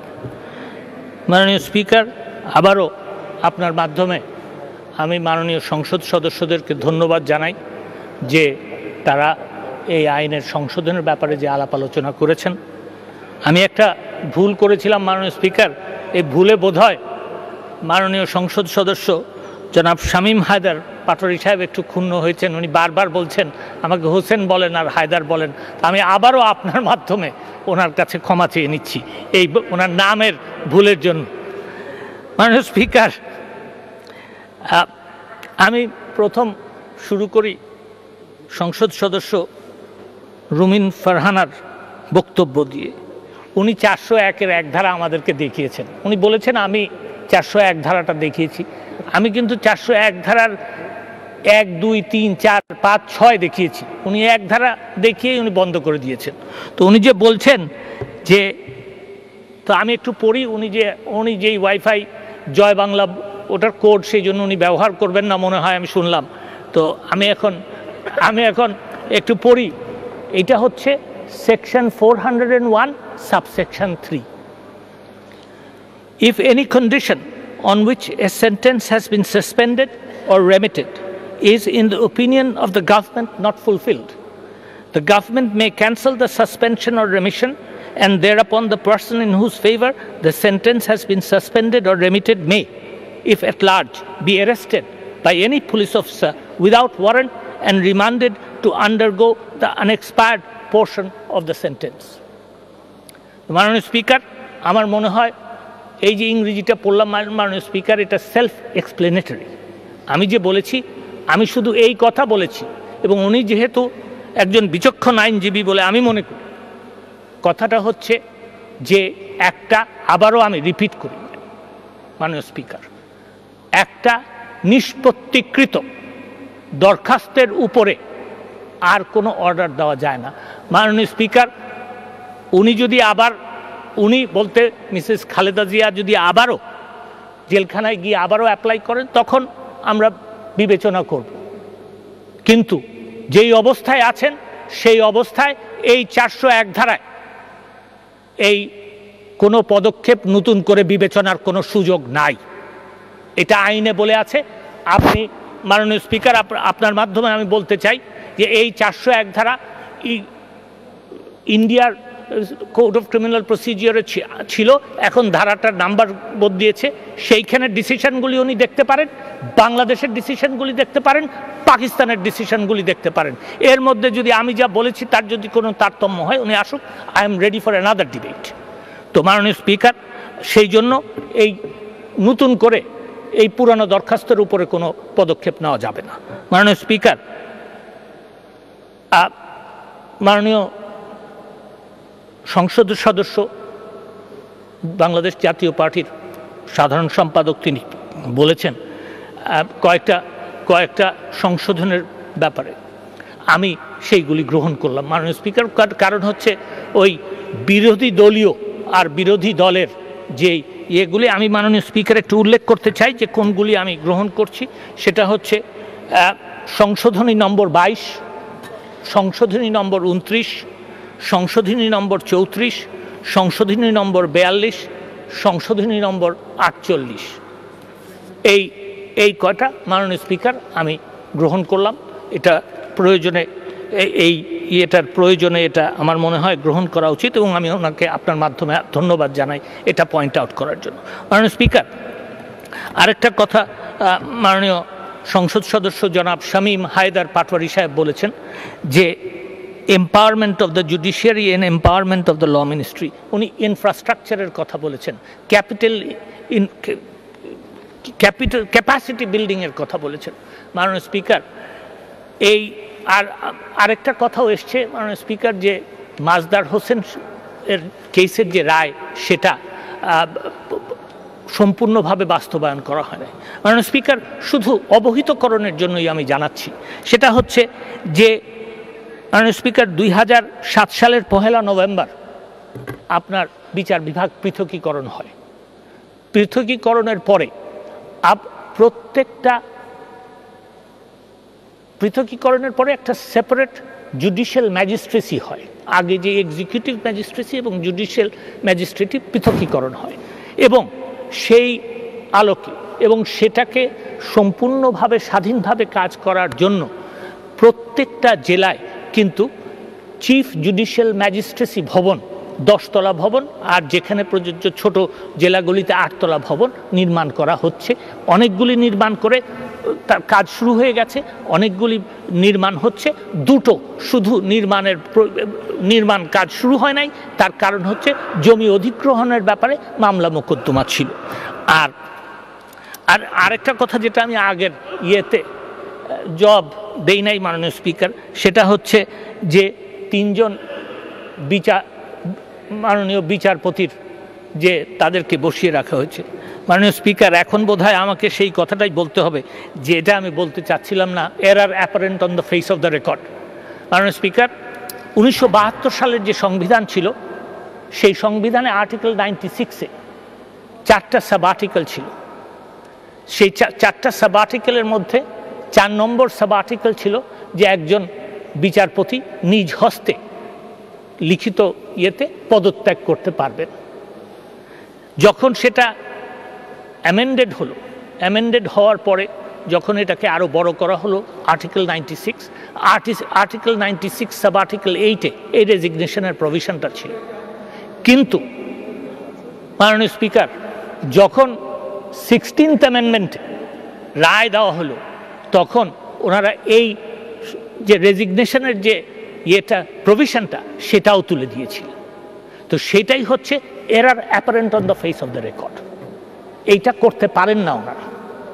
এই প্রভিশনটা, এই যে প্রিন্সিপালস অফ দ্য কনস্টিটিউশন, এই যে মূলনীতিগুলি আছে, সেইখানে একজনের পদত্যাগ করার যে অধিকার সেটা কেউ হরণ করে নিতে পারে না, এবং সেই জন্যই সেটা কনস্টিটিউশনে দেওয়া হয়েছিল। আর্টিকেল 96 সাব আর্টিকেল 4-এ ছিল আগে, ইয়ে হওয়ার পরে সাব আর্টিকেল 8-এ গেছে, এখন ওটাকে বিলুপ্ত করে দিয়েছে। এই জন্য ওনারা পদত্যাগও করতে পারছেন না, দে আর হ্যাঙ্গিং ইন এ লিম্বো। এখন এই লিম্বোটা সরানোর জন্যই আমরা মাননীয় স্পিকার এই মামলাটার তড়িৎ শুনানি চাচ্ছি। তো এইটারও মাননীয় স্পিকার এই বক্তব্যের ব্যাপারেও আমার বক্তব্য দিলাম। এবং আমি মাননীয় স্পিকার যেটা বলতে চাই যে এই আইনটা করা হয়েছে মাননীয় বিরোধী দলের নেতা এবং উপনেতার পজিশন, প্রিভিলেজেস এবং তার যে মর্যাদা, সেইটা সম্পূর্ণভাবে যাতে প্রিসাইজ এবং ক্লিয়ার থাকে, প্রেসিশন এবং ক্ল্যারিটির জন্য। এবং আমার মনে হয় যে এই আইনটার মধ্যে সেই জিনিসটা করা হয়েছে, এবং এই আইনে মাননীয় স্পিকার বিধি প্রণয়নের ক্ষমতা আছে, যেটা বিধি মারফত আমরা করতে পারবো।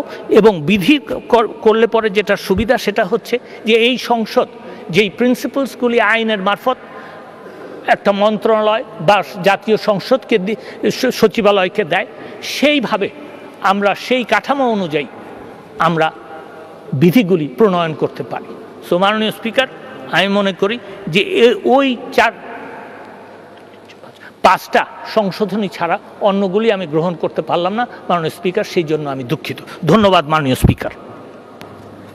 ধন্যবাদ মাননীয় মন্ত্রী।